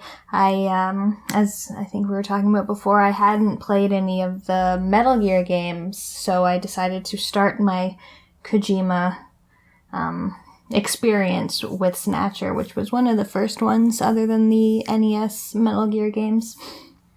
So has anyone else played through that? I remember Snatcher back in the day, but I've never had a copy. Bill? I have never owned a copy, and I have never known someone that lived close enough to me to borrow a copy to play. Actually, there is a guy at my the flea market that's my local flea market who always has a copy.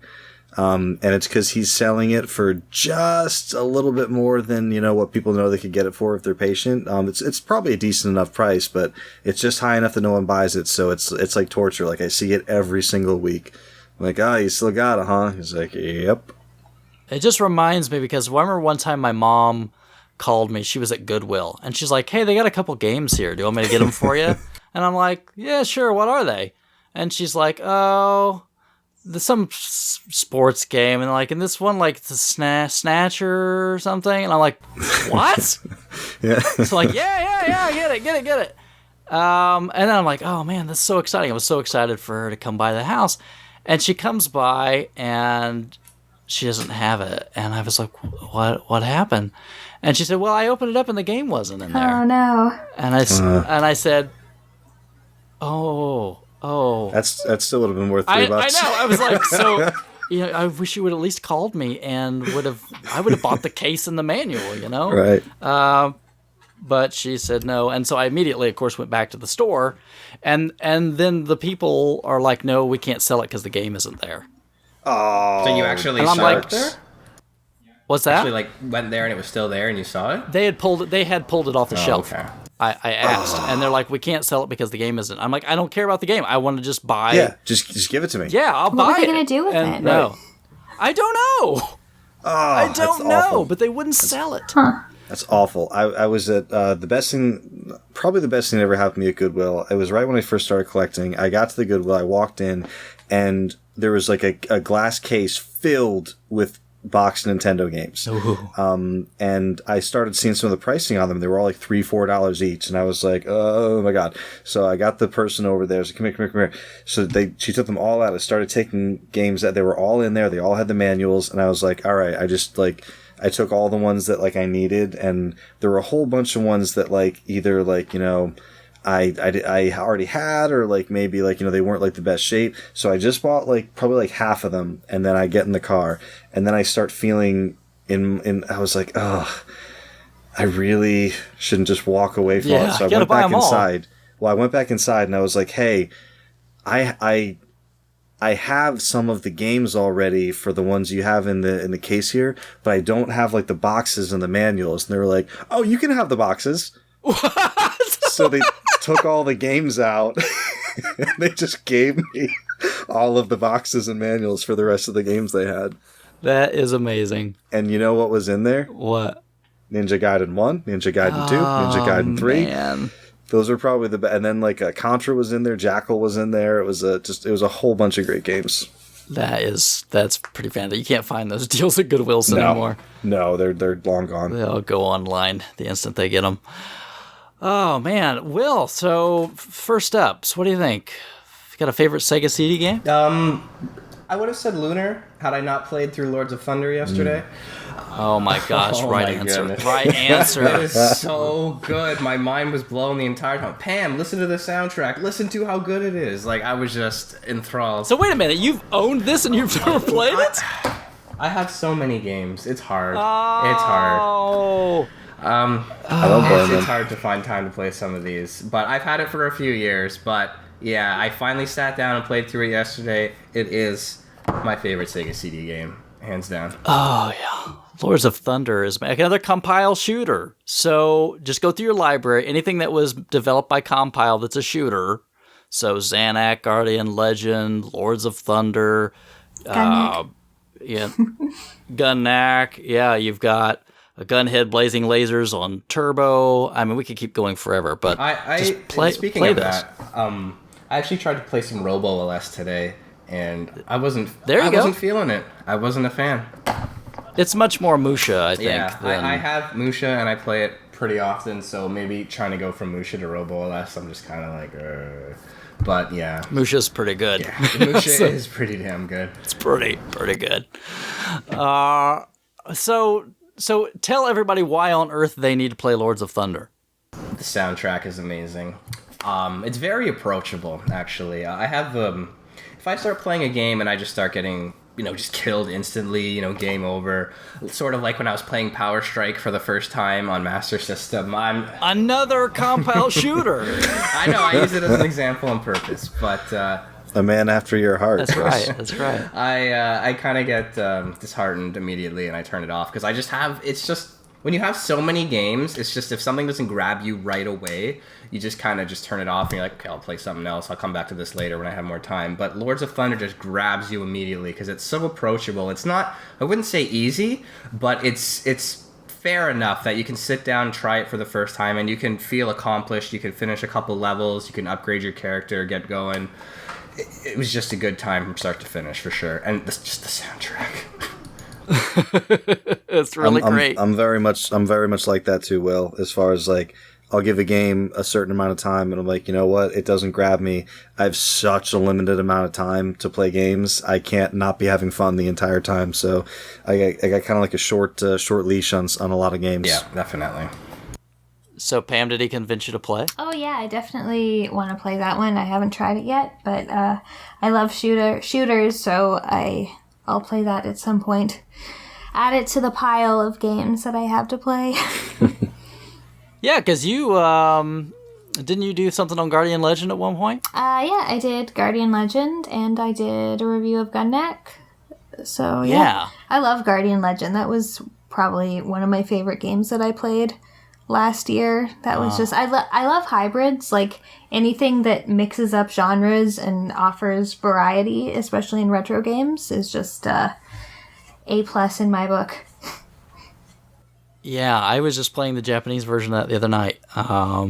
That's fantastic. Those are great games. Bill, Sega CD, what's your top? Like the very top? Well, we don't have to hit the very top. We're gonna hit 3, so Okay. just Did you hear Momo? the cat chimed she's in. like right on top of the microphone. She's trying to come snuggle with me. Sorry. Nice. You're fine. Her least favorite game was Wonder Dog. I think it was everybody's least favorite game. Yeah. I mean, the 3 games on my list that I kind of like prepared for this show are 3 just really, really common, like, super, they're just the games that we played the most.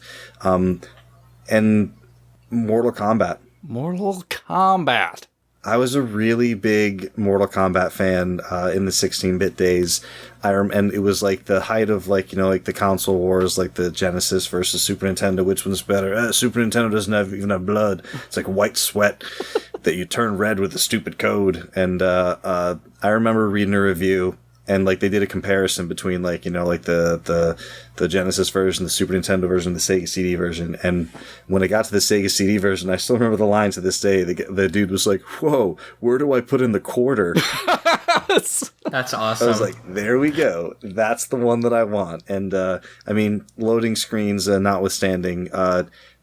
And again, like going back to like just like the idea of a video game on a CD, like it was new, and to kids who kind of grew up with all their games on CDs except for like Nintendo handhelds and stuff, it was such a new idea. Like the cover of Mortal Kombat on the Genesis is just a picture of the CD with the Mortal Kombat dragon on it. So yeah, I'm gonna go with Mortal Kombat.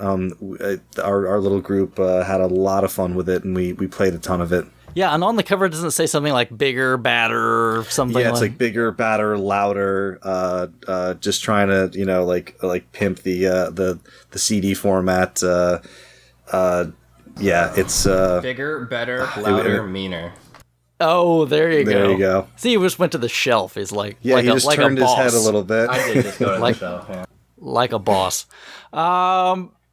Yeah, and it had like at the beginning it had the music video, right? It had, yeah, it was like you fired it up, and it wasn't the best version of that song, which was came out like around the time the movie came in, which is like that like test your might, like the whole song. It was the Mortal Kombat commercial with like the kid like putting his hands up in the air, but it's not the best version of the song. But every game did that. Like you fire up NHL 94, and there was this big FMV intro. You fire up like any game, because there were a lot of games that were ports of other games, especially sport like FIFA, FIFA 94, NHL 94. There were a lot of games that they were like, okay, we just got to throw games at this system to like get it out there. Mortal Kombat. So a lot of games were just the same as the Genesis version, just with like FMV intro and like digitized sound. Now I have to ask this question because it sounds like you guys, Bill obviously, but Will at least sounds like you've probably played this version. Mortal Kombat on Sega CD, yeah. Uh-huh. The most frustrating thing in the universe is when you get to the final boss, Shang Tsung, and he has to morph into another character, and you gotta wait for like, what, how long for it to load? It's like Legendary Wings co-op load times on Shang Tsung. It is like, on the one hand, I was like, okay. The game just freezes!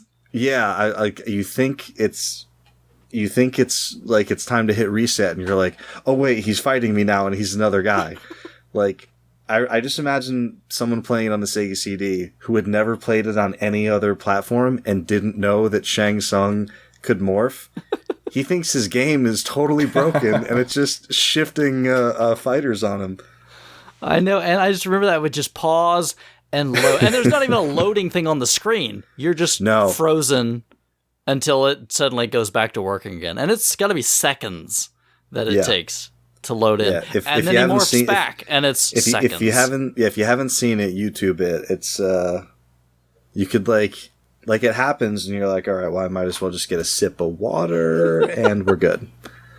Yeah, it's bad. But I mean, yeah, it was cool. I like all the little full motion video, like the little portrait full motion video. And And you know what I really test your like might, too? right? It's a really, really small, simple change. But on the Genesis, and I can't remember, I didn't play much of the Super Nintendo version, so I don't know, but on the Genesis version of Mortal Kombat 1, Scorpion and Sub-Zero have the same pose. like, you know how Scorpion, like, he has his arm, like, his fist, like, up in the air? Mm-hmm. And Sub-Zero is supposed to have just, like, one arm, like, across his chest. Like, both of them have their arms just, like, up in the air, like Scorpion is, because I guess there was, like, just not enough kilobytes on the cartridge to have that other animation in there. I remember just going on the select screen, going between Scorpion and Sub-Zero, and having it switch between arm up and, like, arm across the body. And I thought that was cool. It's like, It's the simple finally things. have enough room. Yeah. How easily amused as children we were. And then on a similar note, in like Street Fighter, I remember telling people, like, "Oh, the Hadouken sounds so much better. It used to sound like Hadouken, and you go in the arcade, it's like Hadouken." All right, so up for me, I'm going to say first, and I might get a little flack for this one from somebody because I just know. Final Fight CD. Boo. Why would you get? Oh, I was in the process of saying, "Why would you get?" And then, boo. Yeah, because I had a preview of this a little bit earlier today. Maybe you can share your hate in a minute. But anyway, Final Fight CD is the best port of Final Fight. It just is. Nearly arcade perfect. The music is fantastic. You've got all three characters as opposed to on the Super Nintendo version where you only got two. Even if you got the other version, you only got two. It's just which two did you get? And it is Final Fight, the arcade game. And to be able to bring that home, sit down with a friend, play through just like you're going to the arcade and plunking in a million quarters was just amazing at the time, because you would get usually like ports, you get pretty close and you're like, this is good enough for me to play this. But I mean, this was like, I'm sitting at the arcade and I am playing this game. And the load times were all normal, like in between the levels, so they weren't a big deal. You don't really notice them that much. And, it's not a ridiculously long game, but it was just so much fun. It's like just a great beat 'em up, and it's just arcade great. So hit me, Will. Why am I wrong? Just because it's the best part of the game doesn't make it a good game. Pam, can you walk in the other room and hit him for me? No, for me, Please.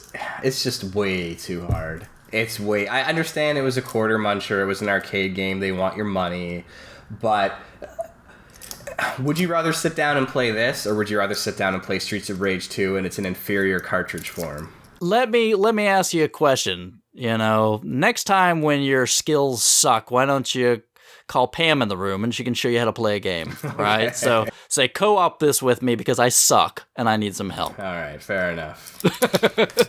I mean, you're right about the soundtrack. It sounds cool for CD audio. There's little to no load times. The graphics are very nice, and it is a very faithful port. But if I'm gonna sit down and play a beat 'em up on a Sega console, I would much rather play Streets of Rage 2 than play Final Fight CD. Bill, can you give me an amen? I can't. What?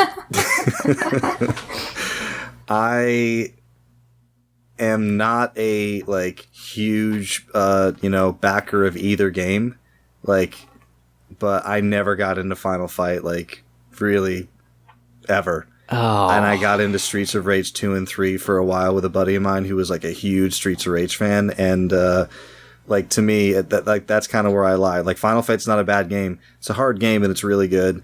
But it's I hate to echo exactly what Will just said. No, wait. Again, this is I'm going to sit down. This is not the Streets of Rage versus Final Fight show. This is the Sega CD show. You didn't have Final Fight on Sega CD.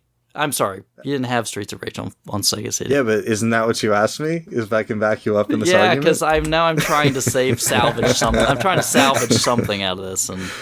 So I will tell you that Final Fight CD is the best port of that game. And if you're asking me would I rather play Final Fight CD or Streets of Rage, I'd rather play Streets of Rage. Let me ask this question to everyone around. Would you rather play Final Fight CD or Final Fight on Super Nintendo? Final Fight CD. Final Fight CD. I mean, that's not a question. It is a question. It's an awful not one. a question. It's a totally legit question. Dang you people. It's alright, I get to crap all over Bill's thing coming up in a minute anyway. That's like asking, do you want $10 or do you want $100? Just fun games. I'm kidding, I'm joking. I'm not sore about it. Final Fight CD is awesome. Pam, can you lift us out of the doldrums, maybe? I will try, another great but I don't game. know if I'll succeed. Why not? You want to know my second favorite Sega CD game? I would like to know that. I have to go with Night Trap for Night my Trap. Nice. second favorite. As I was saying before, I really enjoy corny FMV games, and I think Night Trap is sort of the epitome of corny FMV games. And I also think it doesn't fall into the same trap as a number of the other FMV games. Things like Time Gal and Wirehead and Fahrenheit, I believe. The gameplay is basically like press a button, hope it's the right one, watch a scene. Press a button, watch a scene. Press a button, watch a scene. And though the gameplay in Night Trap definitely isn't perfect, like I have a lot of complaints about it, it's more interactive, I find, and each time you play through the game, you can see something a little bit different. So I think that it's just, I don't know, even now, just playing it when, the technology isn't new, I just find it very, very interesting. And it always, I find it really exciting. Like, oh my god, look, there's real people in this game. That's amazing. And just the super 90s feel and the horror movie cliches that it uses are all really good. And then from a historical context, I think it's interesting and kind of hilarious how this game caused such a fuss, along with Mortal Kombat, about violence in video games. If they only knew. If they what only was knew. coming down the road. Where it was going. So yeah, you did a review of this one, right? Yeah, I did. And the thing is, the theme song, still like that bedroom or whatever living room scene where she's got the tennis racket. Yep. Is that Night Trap? And they're all racking out, and she's like playing the air guitar on the tennis racket. Yep. Yeah. So I gotta ask, when you were doing this one, did you use a FAQ or did you plot out at this time, go to this room? Oh yeah, I'm not nearly patient enough for that. I tried it a few times just on my own, and then I looked up a walkthrough that had timestamps for every single button you had to press. Have you ever watched somebody do have you ever watched a supercut of this where they take all just the different scenes and lay them all out? Yeah, I did, because the one big complaint I had about the game was that if you want to win the game, you actually don't get to watch barely any of the scenes, because you just have to be trapping augers the whole time, so you miss all of the wonderful, corny, bad acting. So I played it through myself where I got till the end, and then I watched a video online that just intercut all the actual scenes. Does this make you want to go out, or do you already have the superior 3DO version? No, the Sega CD version's the only one that I've played, though I know that visuals-wise, it's not the best one. Yeah, you get twice the size of windowed video on 3DO and more colors. Yeah. Yeah, because I remember that was that was that big thing in the Senate or whatever in Congress here where our sons and daughters are going to go crazy because of Night Trap and Mortal Kombat. It was really weird. Was it a big deal in Canada too? Not at all. Because you have brains in Canada. Yeah. They're probably like, what? No. I think there were a couple MPs that were sort of concerned about it. MPs are members of Parliament, who were concerned about it, but it wasn't such a big deal here. Yeah, probably because you've got sane politicians Well, in your country. Yeah, a saner. I mean, they're not completely sane, but it's not so much of a circus. I gotcha. So I remember I rented this one back in the day, and yeah, I couldn't do it because you had to plot it out, and I couldn't get very far. But I do remember just having tons of fun, just watching the ridiculous video clips and Dana Plato, because I was a kid when Different Strokes was on. I know I'm old, but so Dana Plato was in that show, and then seeing her again, and this was oh, hey, look, it's Kimberly from Different Strokes. in a game. So it was pretty cool. And the whole idea, wasn't it like the name of the team, like Scat or something? Yeah, it was Scat. Sega something attack team, I think it was. Yeah. Yeah. So you've basically just assembled a crap team. Yeah. It's pretty terrible. Oh, gosh. Bill, did you play Night Trap back in the day? Not back in the day, no. And I haven't gone through and played like all the different scenes, all the different possibilities. Now that I do, own it and have access to it. But it's just one of these things that the campiness is really appealing. Like the self-awareness, like the 90s feel. Like it almost looks like an episode of Saved by the Bell with none of the regular cast members in it. And it's just really interesting. But I never played it way back when. And it's one of these things that like when people come over and they see that I have it and they're like, oh, can you put that on real quick? And I'm like, yeah, but like it's not really easy. Like to let's just watch YouTube. Yeah, like it'd be easier if we just pull up a video of it and you can see what it's like. But people sometimes want to fire it up, so we'll fire it up once in a while. But I haven't gone through and with the timestamps and everything and seen different playthroughs and everything like that. But I never played it way back when. I was too busy playing like the 3 or 4 games that we had for Sega CD over and over again. I got you. We'll watch a supercut sometime. You'll get a good kick out of it. Will, get another Sega CD game for me? Yeah, I'm not going to do it in order because I kind of want to mention this before Bill does, and then that's the way we can have a discussion about it. But don't worry, Bill, it's not Sewer Shark. It's NHL 94. I was a big fan of this growing up. Being Canadian, this was like the definitive version of any hockey game ever. It was such a great time for hockey. Like all the greats were playing at the time. Messier, Gretzky, Fedorov, Lemieux, everyone's in this game. And the way they did it on Sega CD was just incredible. The sound, just like Bill said, with the actual audio in the menu rather than little bleeps and bloops. And they actually had like actual organ music from different arenas, so you could hear the organ music from Maple Leaf Gardens back in the day when I was 10 years old was just mind-blowing. So, yeah, NHL 94 for me. Bill, you want to chime in since we're talking NHL? I will chime in. This is when Pam and I take a nap, I'm guessing. Well, and it's normally I try to hold back a little bit on some of the hockey talk with the normal co-hosts that we have. But now that we have a new Canadian in town, we can go a little bit further with this. NHL 94, we were already playing NHL 94 for a long time, like introduction of the one-timer, like you said, like a lot of great players. Chicago is ridiculously good in this game. With Belfour in goal and Jeremy Roenick. The team is just so good. And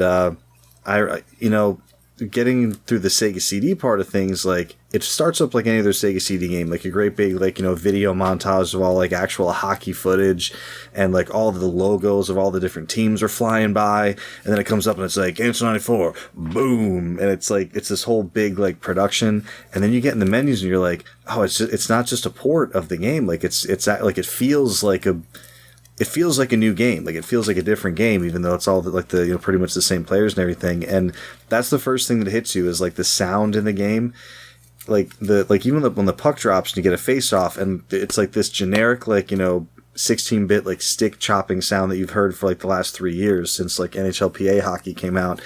And then pucks hit the glass and pucks hit the post, and like you hear actual sounds, and like the whistle isn't just like a little bleepy whistle, it's like an actual whistle. And it was weird to me, like how different that was. You didn't think it would be that different. So I've heard these sounds before, but it really was different in that version of the game. And not everyone had the Sega CD. So same again, we had to go to Bobby's house to play it. So we would go over there, and we had there wasn't a really robust tournament mode in the game. So we would get poster board, and we'd make brackets, and we'd fill in all our names on them. We'd play, NHL 94 tournaments, over at his house. And, again, not to go on gushing about a hockey game for longer than is necessary, but it, a lot of people don't think of sports games as some of the best ones on a system. And I probably spent if not the most time playing this game, it's the second most played game on the system for me was NHL 94.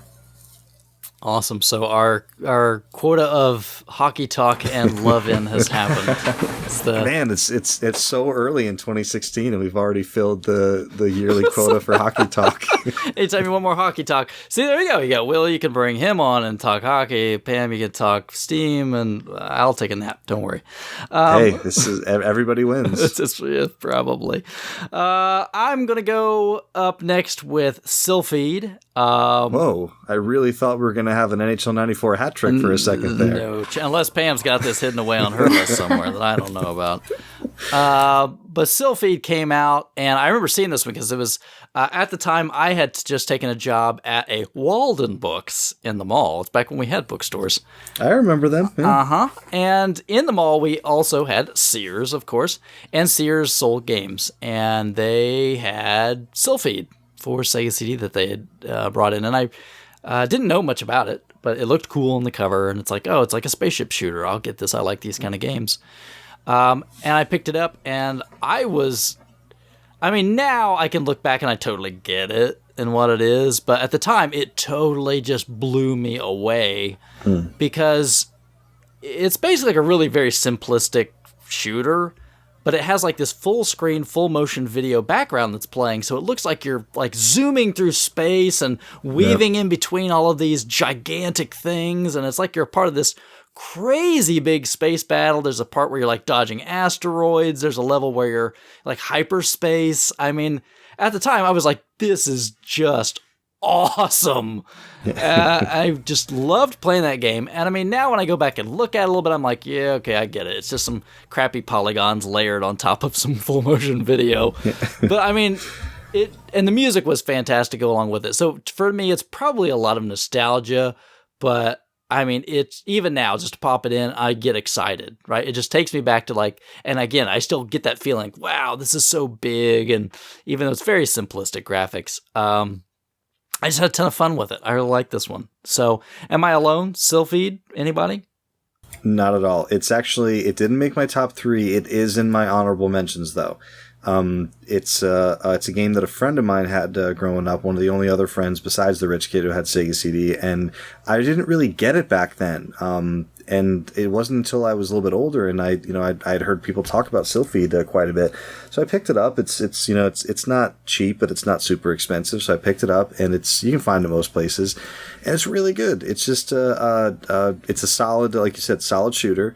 It does kind of make you feel like because I only really got into it, more recently. So way back when, I could imagine not kind of separating like the polygons from the full motion video, but now you can tell that's what it is. But I always thought it was just, way back when, like, again, I'm not very good at shooters. So once I die a whole bunch, I'm like, I don't want to play this game anymore. So that had a lot to do with me not liking shooters way back when, and like now I like them more now. But yeah, Sylphid is on my honorable mention list. It's a solid shooter.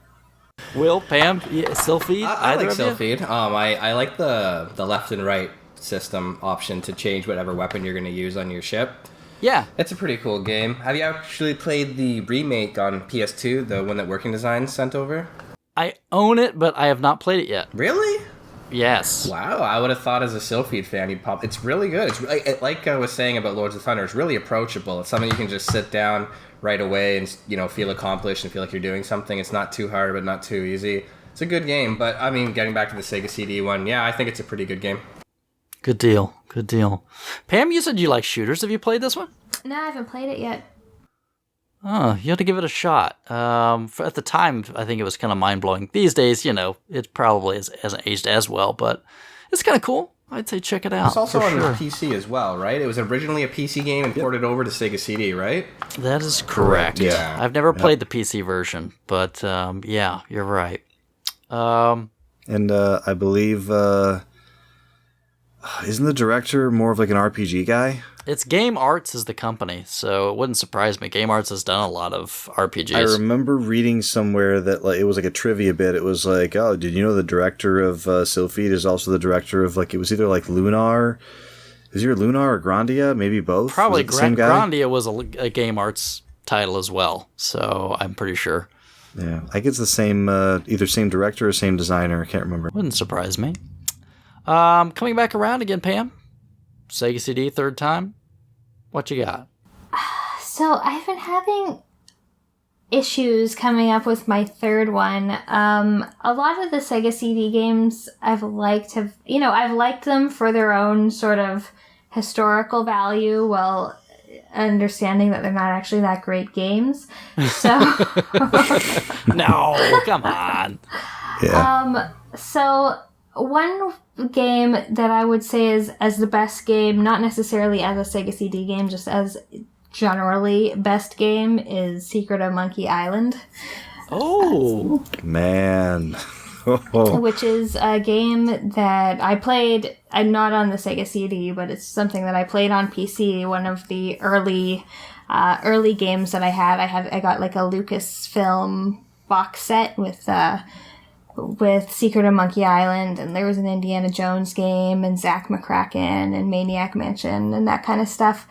So that was just like one of the sort of formative video games in my early life. So I always just really liked that one. It had a really good sense of humor, and it was also really fun to play, although I don't think adventure games translate particularly well to consoles. But just the gameplay in general is just really great.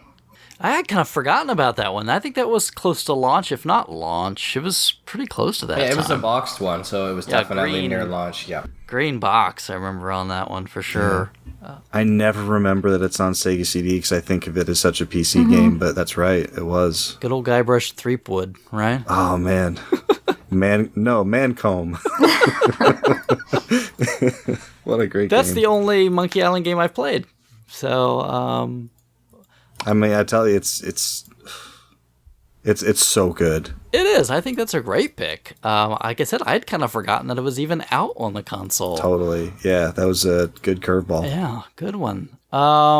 Will, you got a third one in ready? Yeah, I do. Lunar, Silver Star, for sure. Lunar. Yeah, this would have been my first Nice. had I not played Lords of Thunder on Thursday.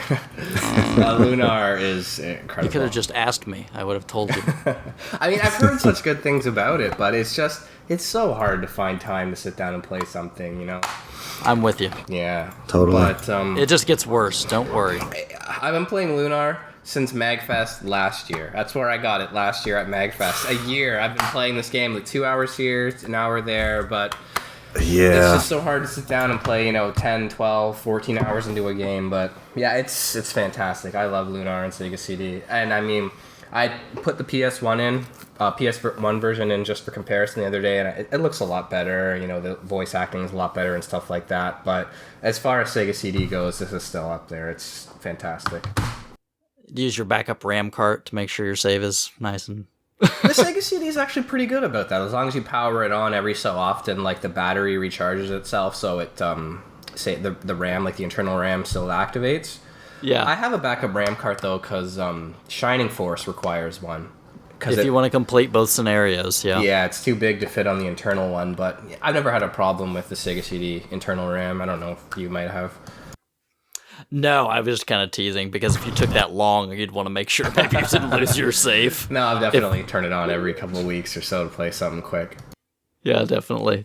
That's a good one. I kind of rented those back in the days, like Vey and Lunar, but I didn't own them ever. But I always thought they were really pretty cool. I wish I had more time with them. I did own the PlayStation versions, but yeah. Yeah, they're a lot better done. They're a lot cleaner, a lot nicer to look at. The sound acting, like I said, is a lot better as well. But this just has a certain charm to it, especially, being as old as it is. Because I think the PS1 ones were from 97, even 98. This is from 92. And this is also from Game Arts, by the way, so I'm not sure if they did Sylpheed as well, but it says Game Arts on the box here. Oh, man. And Working Designs, the packaging was always just this foil on the manuals and everything. Always great. They always went all out. Very shiny. Beautiful. Yeah, I know. It's beautiful. Bill, you got a third one? I do. This is where you're supposed to talk, Bill. Oh, okay. I'm gonna. Do I have to pull it? now Do I I'm have to gonna pull say it out of you? I mean, or beg, or what? I mean, it's It's nothing's too super. It's just Sewer Shark. Just good old Sewer Shark. I really like Sewer Shark a lot, and I don't know what it is. Okay. It's just the intro. It opens up like it feels like Total Recall. It feels like it's just the smoke and like you like first person, and you're coming in there, and then Falco's another crash and burn. First time, huh, rookie? And I'm like, yeah, it is my first time. Like, how did she? I hear you're going out with Ghost today. I'm like, I'm going out with Ghost today? Now, that's my main man. I'm like, oh, okay, so she knows Ghost. And then, like, Ghost comes out. He's like, welcome to the sewers, punk. And, like, I felt like I was being, like, led through this story. And as a kid, I played it a little bit, and it was just, you know, it was cool because, like, it was FMV and everything. But then, like, you get in the sewer, and I'm just shooting all the little creatures and everything, right? I have no idea I'm supposed to be following the directions that they're telling me to go to the right. So I keep crashing and dying, and it was so frustrating. And I forget who it was that finally told me. They were like, now, you know that when they say, you know, like 3, 6, 9, or like those are the directions you're supposed to go. I was like, oh, no, I didn't realize that. And I wasn't really good at it back in the day, so I never really got very far. So, like, years later when I got a job and I got a SEGA CD and I actually, like, finished it to completion, it was, like, one of those things where, like, I was towards the very end of it and, like, my hands were shaking and I was you know, shortness of breath, and I was breathing, and I finally got to beach bum designation and got to the end there, and like it's just such a silly ending, spoiler alert, that like when you get to the end of Sewer Shark, it's like the evil boss was against you the whole time and you gotta kill everything to save the world of sewers. And then once you get through the sewer, you're just like, they give you a lay on a beach, and then like everything's okay. So it's just so cool and quirky, and like, I don't know if you'd say campy, but like there's just something like oddly charming about it. I really, really, really like Sewer Shark a lot. No other love for. I'm not hearing any other love for Sewer Shark. No, I mean, like, I don't expect to hear, like, you know, when people hear, like, you know, what I paid for, like, my 3DO copy of Sewer Shark, and, like, you know, I don't want to sell it, but, like, what I believe that it's worth, and like, people, like, look at me, they're like, are you serious? Like, it's Sewer Shark. And I'm like, yeah, but it's okay. It's okay if it's only special to me, but there's something, you know, like I said, like oddly charming about it. I really like Sewer Shark a lot. There's something magic about your childhood, though, right? Yes, definitely. But it's weird because like there's things that like you'll go back to and you're like, oh, it's too bad. It was just rose tinted glasses, or you know, like it was just the nostalgia, but like it doesn't hold up. But like there's something weird about, you know, this game in particular. Like I go back and like I look at scenes from it, or I look at characters from it, or I hear lines from it, and they resonate so strongly. So I don't know if it was just that point in my childhood that it was such like a big like connection to. But there's still something about that game when I play it. I still really enjoy it as much as I did back then. Now, Pam, sound like you had something to say there. Yeah, I haven't played that one yet, but that's definitely high up on my list of Sega CD games to play. I'm definitely more interested in that than, you know, the Mortal Kombats and the Final Fights and the Sonics. Oh, Right. And then we get to that point where no one has mentioned Sonic CD, right? Which is so, like, when you talk to Sonic people, it's like Sonic CD is like always tops on the list. And like for me, I was such a big Sonic 2 fan for so long. I love Sonic 2 and Sonic 3. I played Sonic CD a little bit, and it's really good, but I wasn't into Sonic when Sonic CD came out, so I never really played it way back when. So, Pam, so when Pam mentions she doesn't like Sonic CD, will you go into a frenzy, or what happens there? There's no frenzy, but Sonic is kind of, it's off limits in the house, because, you know, growing up as a Sega guy, I always loved me some Sonic, but she's not a fan of any of it at all. I was playing through Sonic CD today. I was actually going to try and complete it, but... No, I heard about it. Yeah, I went to the liquor store to get some liquor in anticipation for this, and she's like, I'm going to play your Sonic CD. I'm like, go nuts, whatever. And she's like, I hate this. This is the worst thing I've ever done, but I love it. You know, Sonic has always been my guy. So why, Pam? Why the Sonic hate? See, in the grand Nintendo versus Sega scheme of things, I don't have a horse in that race. I think both consoles, or both makers of consoles, are great. They both have some great games. They both have some not great games.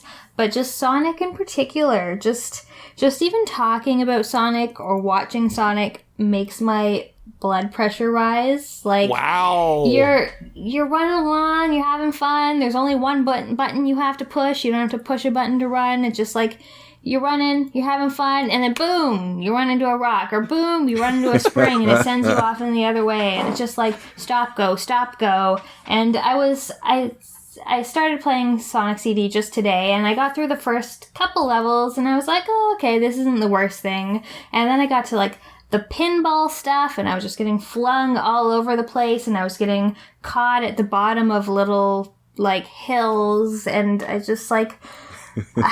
it's just super frustrating for me. Like, in, say, Mario, I don't have a horse in the race of Sonic, of Sega versus Nintendo, but in terms of Mario versus Sonic, Mario definitely wins. Like, when you lose, it's because you didn't push the right buttons.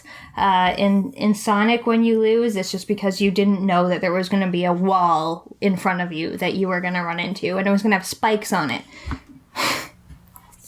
I feel like this is like a cleansing session. Yeah. Do you want to... It's good. Get it all out. Is there anything... Because I'm sure Will normally doesn't let you talk this way. So is there anything else you want to get out about Sonic? No, I admit it can be pretty jarring going that fast and just coming to like a dead stop or running into a spike or something. But that's the fun of it, though. Finishing a level in 30 seconds, feel awesome. It's blast processing, right? Yeah. Not everyone can keep up with us, Pam.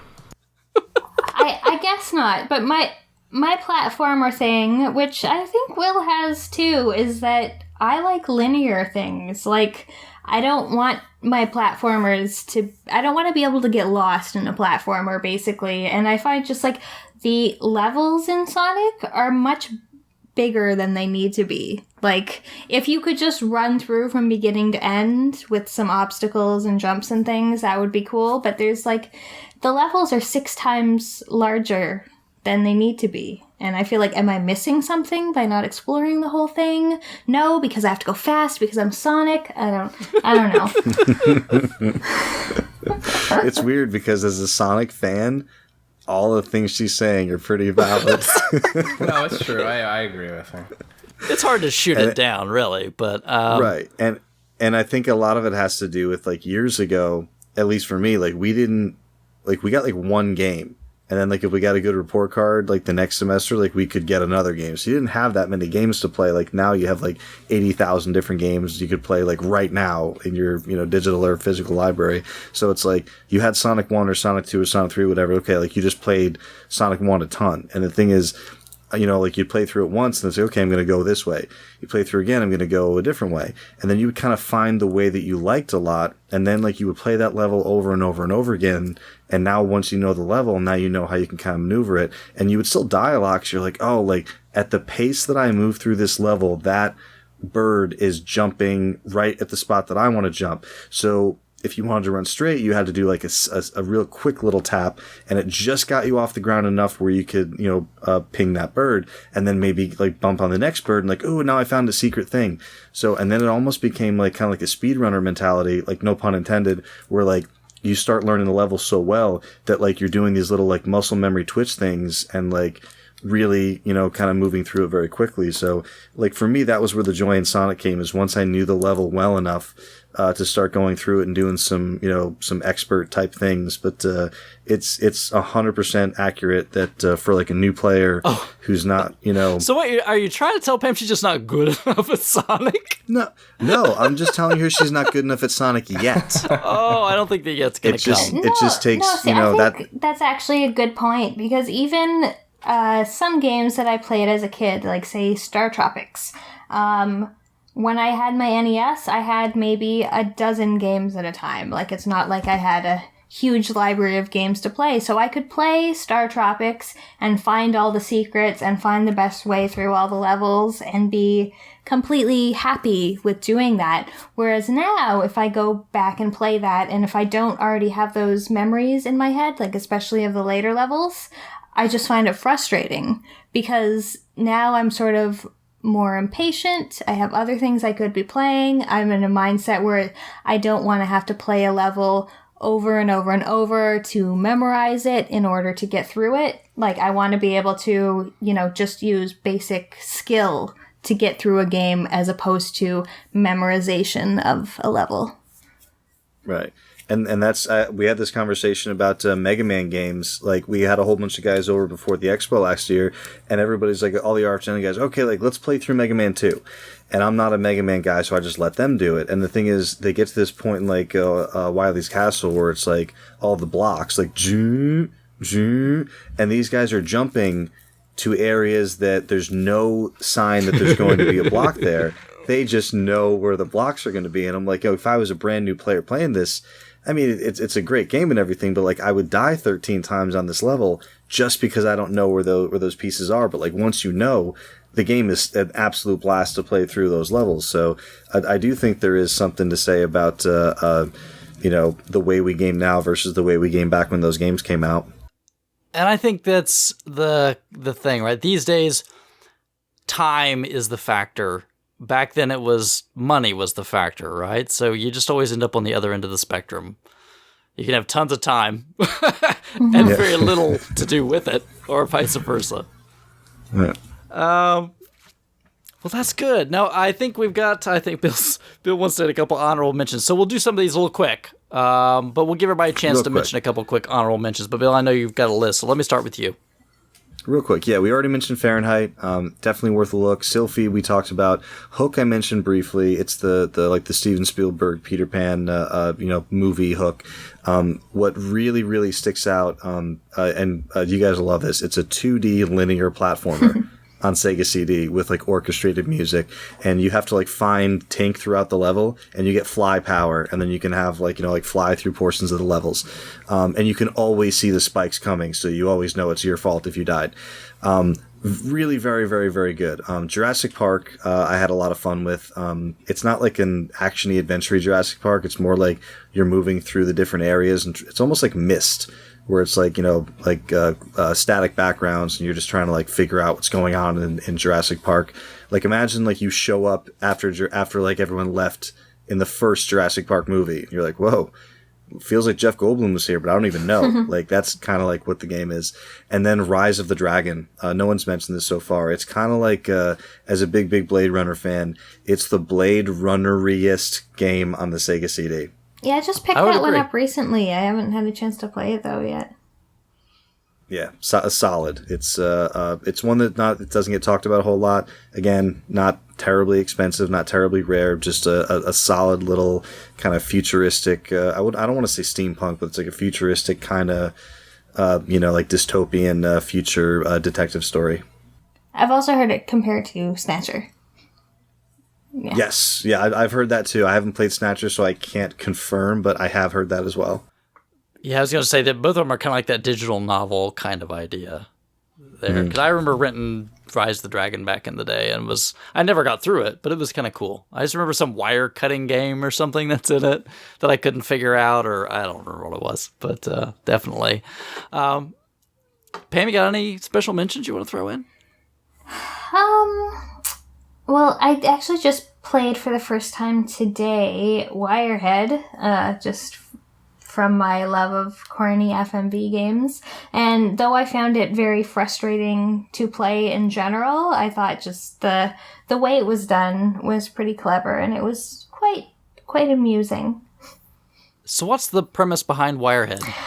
So in Wirehead, you play a guy who has a wire in his head, and he can be controlled by remote. So you, as the player, basically have the remote control to this man, and you're telling him which way to go and what to do, because he is being about to be kidnapped by these two FBI agents. I'm not exactly sure why, but you need to help him escape from these agents who are trying to kidnap him. Sounds totally plausible. Yep. But you, Will?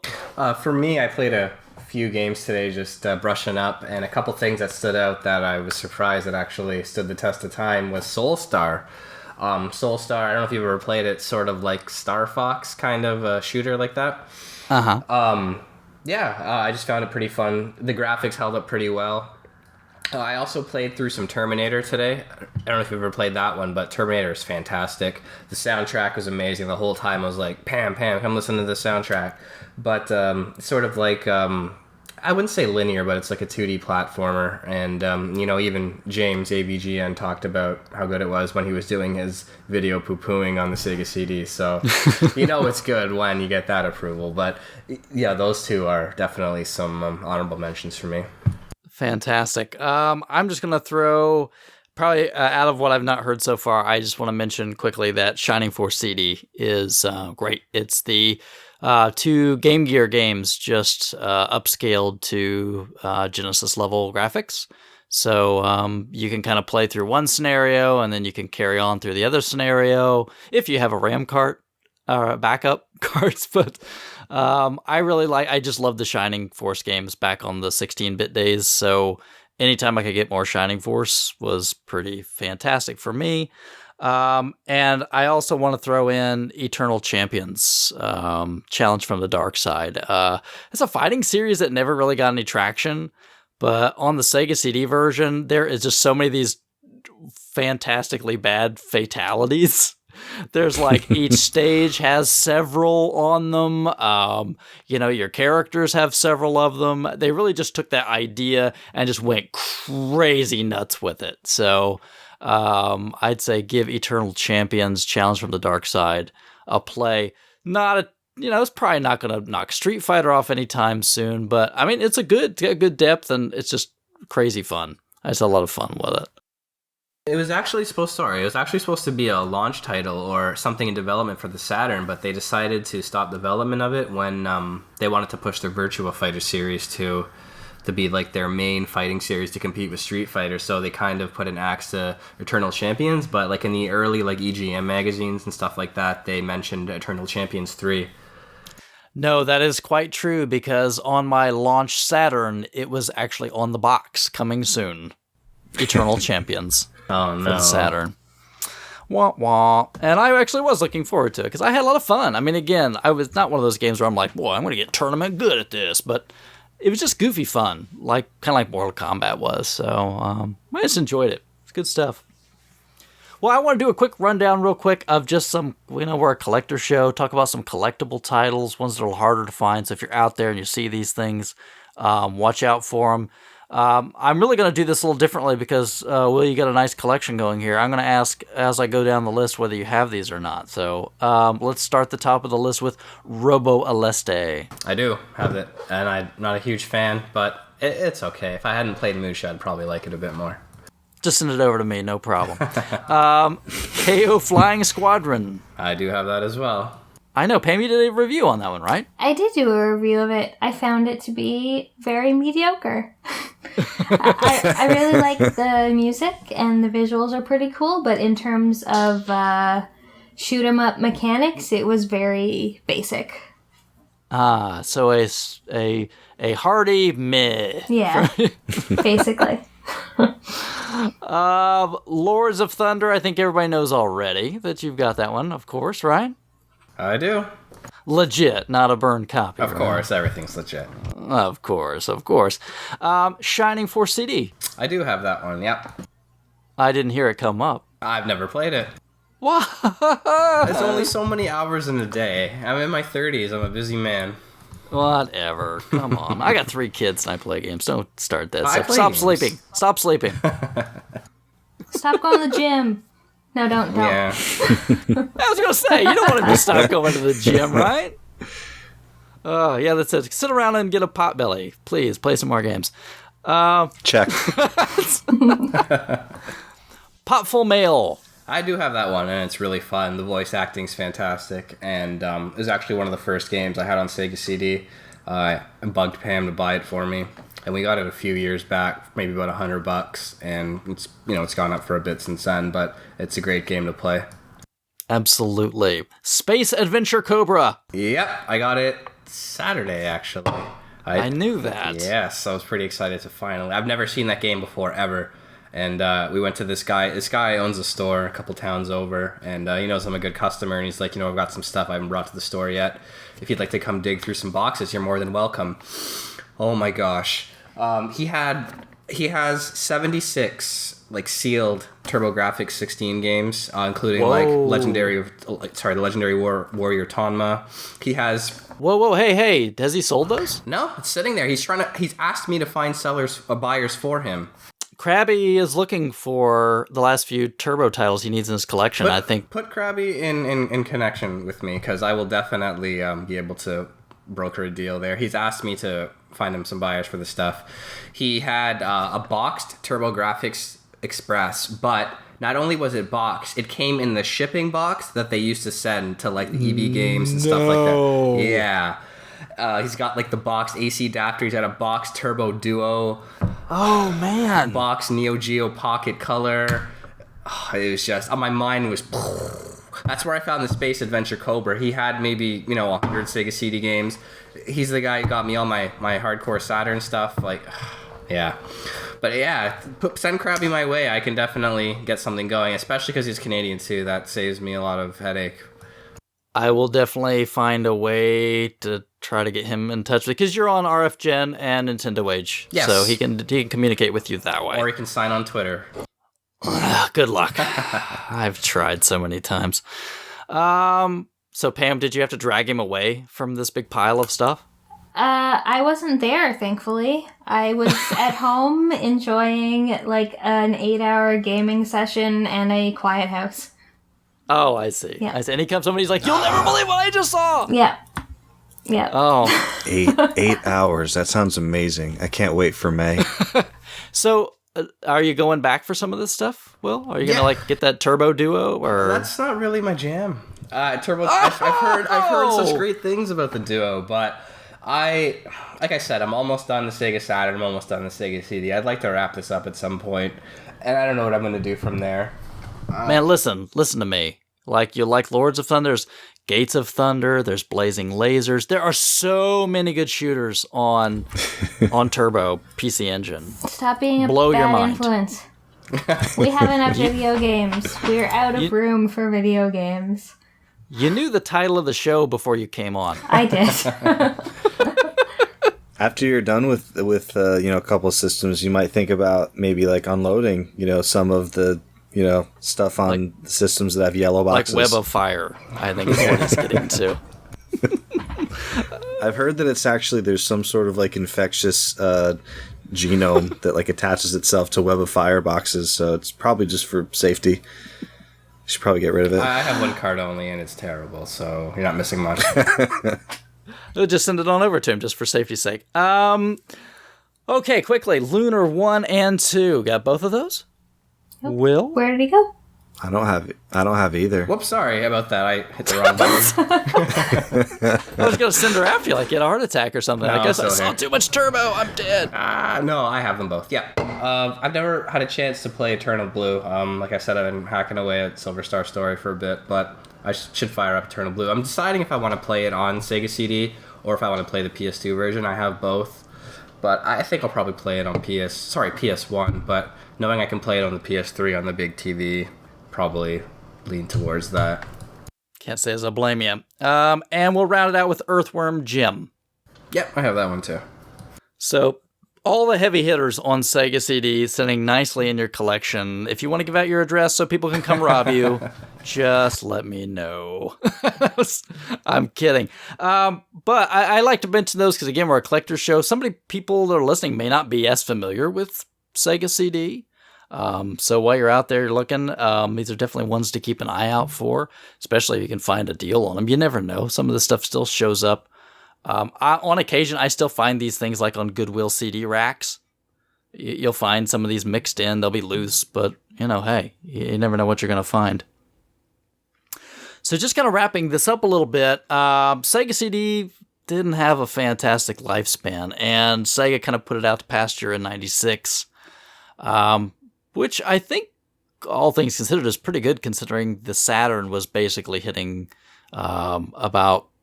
95? It was 95, yeah. Yeah, so, 4 years is not fantastic, and I think most people consider Sega CD to be a failure. in terms of an add-on, but I think there was a lot of great titles from it. So just kind of wrapping up, I mean, general thoughts about the Sega CD, its legacy, and kind of its history. So Will, what do you think?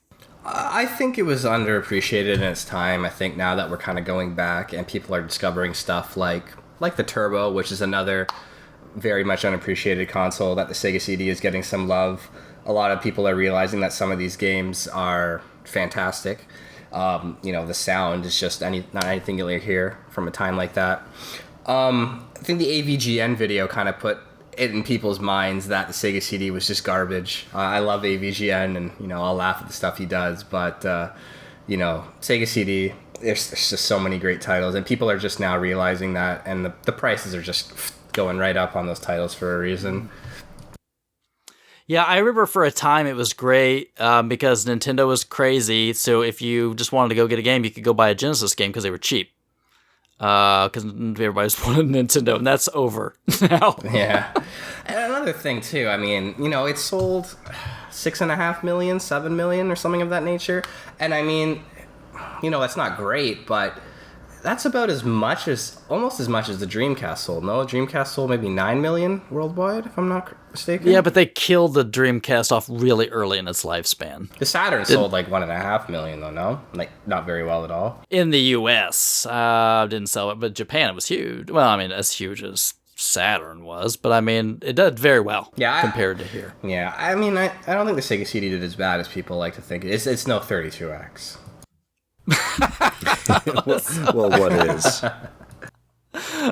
Pam, what are your thoughts kind of wrapping up legacy of the Sega CD, its place? What do you think? I think it occupies an interesting place in video game history. I think it's, for lovers of FMV, it's one of the sort of prime consoles, along with PC, I guess, more than anything. But it's very interesting. It's got a lot of games that, though they may not be great games, they're just super interesting. And even many years later, I find them, they've got a lot of novelty. Bill, saying goodbye to the Sega CD, what do you think? Yeah, I think it's probably just about as appreciated as it deserves to be. It's just not very much. What? Do you mean that good or bad? Yeah. Good or bad? I mean both. Like, there are people who are not into FMV games at all and they don't like it, and that's totally fair. There are people who are into FMV and they like it, and that's totally fair. But like Will was saying, like, a lot of people are going back to the games from back then. They're starting to realize like there are some good games that maybe they might have missed out on due to the reputation of the system. But that's just kind of the way it is sometimes. And what was interesting last year, Polygon named their number one game of 2015 a game called Her Story, and that's a modern FMV game, and it's just not something you hear about very much. And they gave it their Game of the Year award. And so it's one of those things that, like, there are people who appreciate FMV games. There are people who really like games that are interesting and are not like other things that are out there. And those are the games that people go back and they remember about the Sega CD, the stuff that made them unique. And it doesn't seem to be the games that we were talking about, as far as like, oh, here's a game that's like a really good shooter, or here's a game that's just like a great version of a fighter that was, released for every system ever made.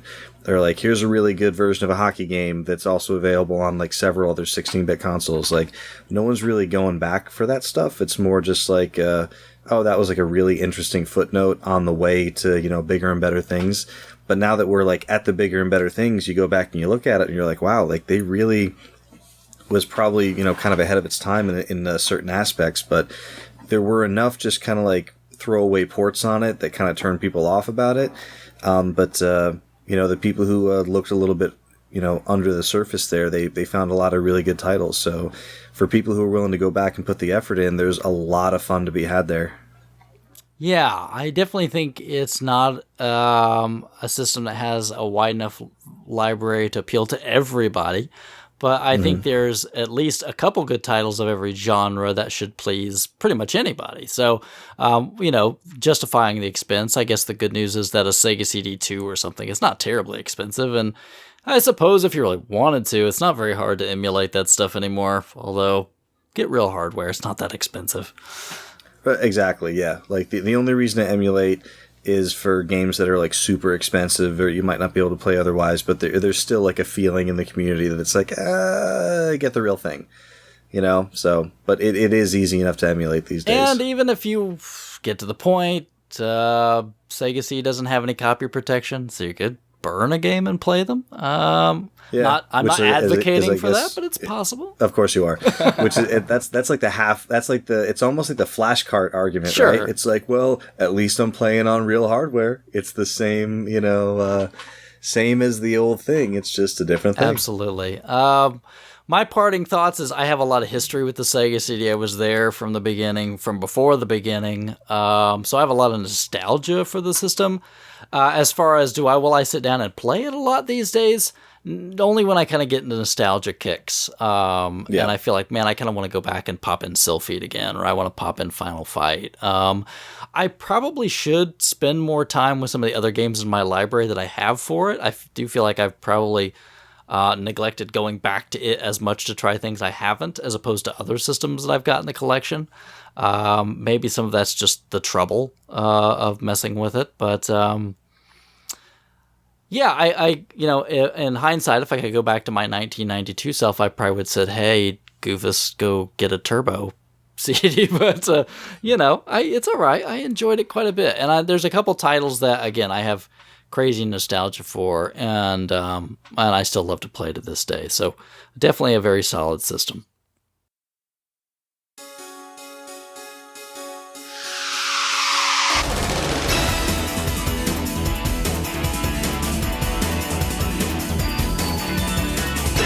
You can go again. Don't fall behind. Say don't be late. This nation heaven. Stay alive. Now shooting me.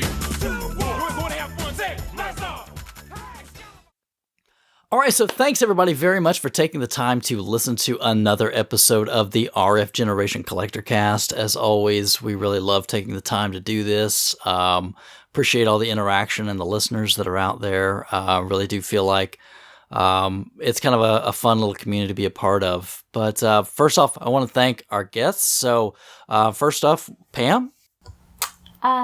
Thanks for having me on. I had a lot of fun. If you want to find me, you can find me on Twitter. My name is @Jasyla. That's JASYLA _. And if you want to check out my videos, my YouTube channel is called Cannot Be Tamed. Yeah, and I would highly recommend, not just because Pam is on our show. I mean, that's not nothing to do with it. I mean, like Bill and I said, we watched the stuff beforehand, and it's you put out some good content, and it's fun, it's entertaining. You keep them to a length that is really easy to kind of sit and watch through and get a good idea of everything. And you've also got the nice longer Let's Play kind of videos if you want to go through that as well. So I would highly recommend everybody take some time to check out some of her videos. A lot of fun retro stuff that's in there. So good job, and I really appreciate you taking the time to come on the show. No problem. Will. Hello. The first podcast debut. I know. The jitters are over. It took a few drinks, but I'm good here.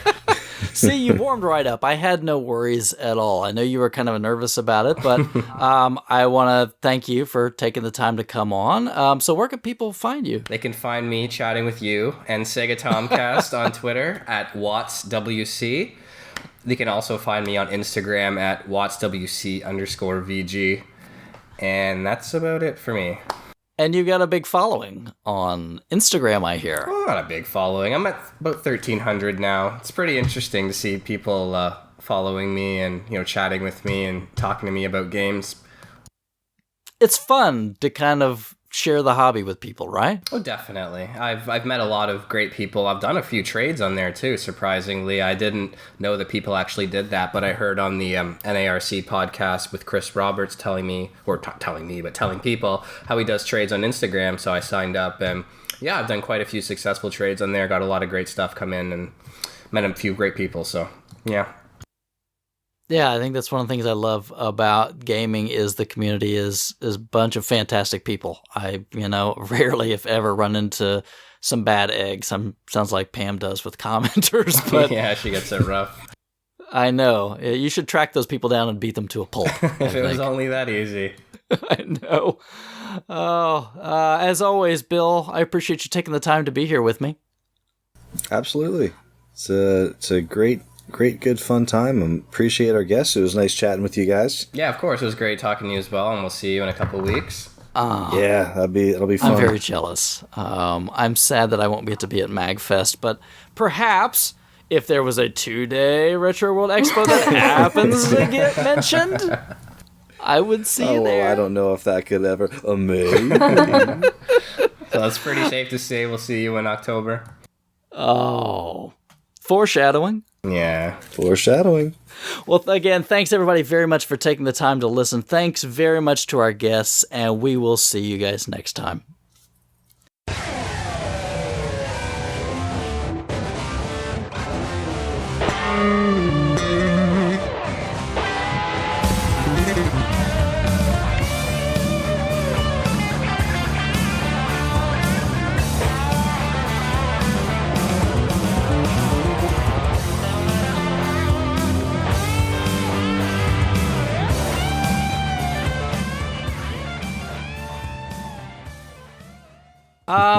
Okay, you guys ready to start? Yeah. Start XCOM 2? No. Oh, You guys can make your own XCOM 2 show. I am. Hey. Now we just got to think of a clever name for it. X-Commies. Yeah, we're X-Commies. There he is. Now All right.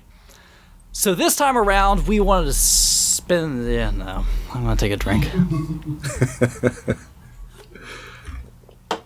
Wow, level 39. Hats off. What does that Means I mean? spend too Never much mind, you time on wouldn't- stupid Steam cards.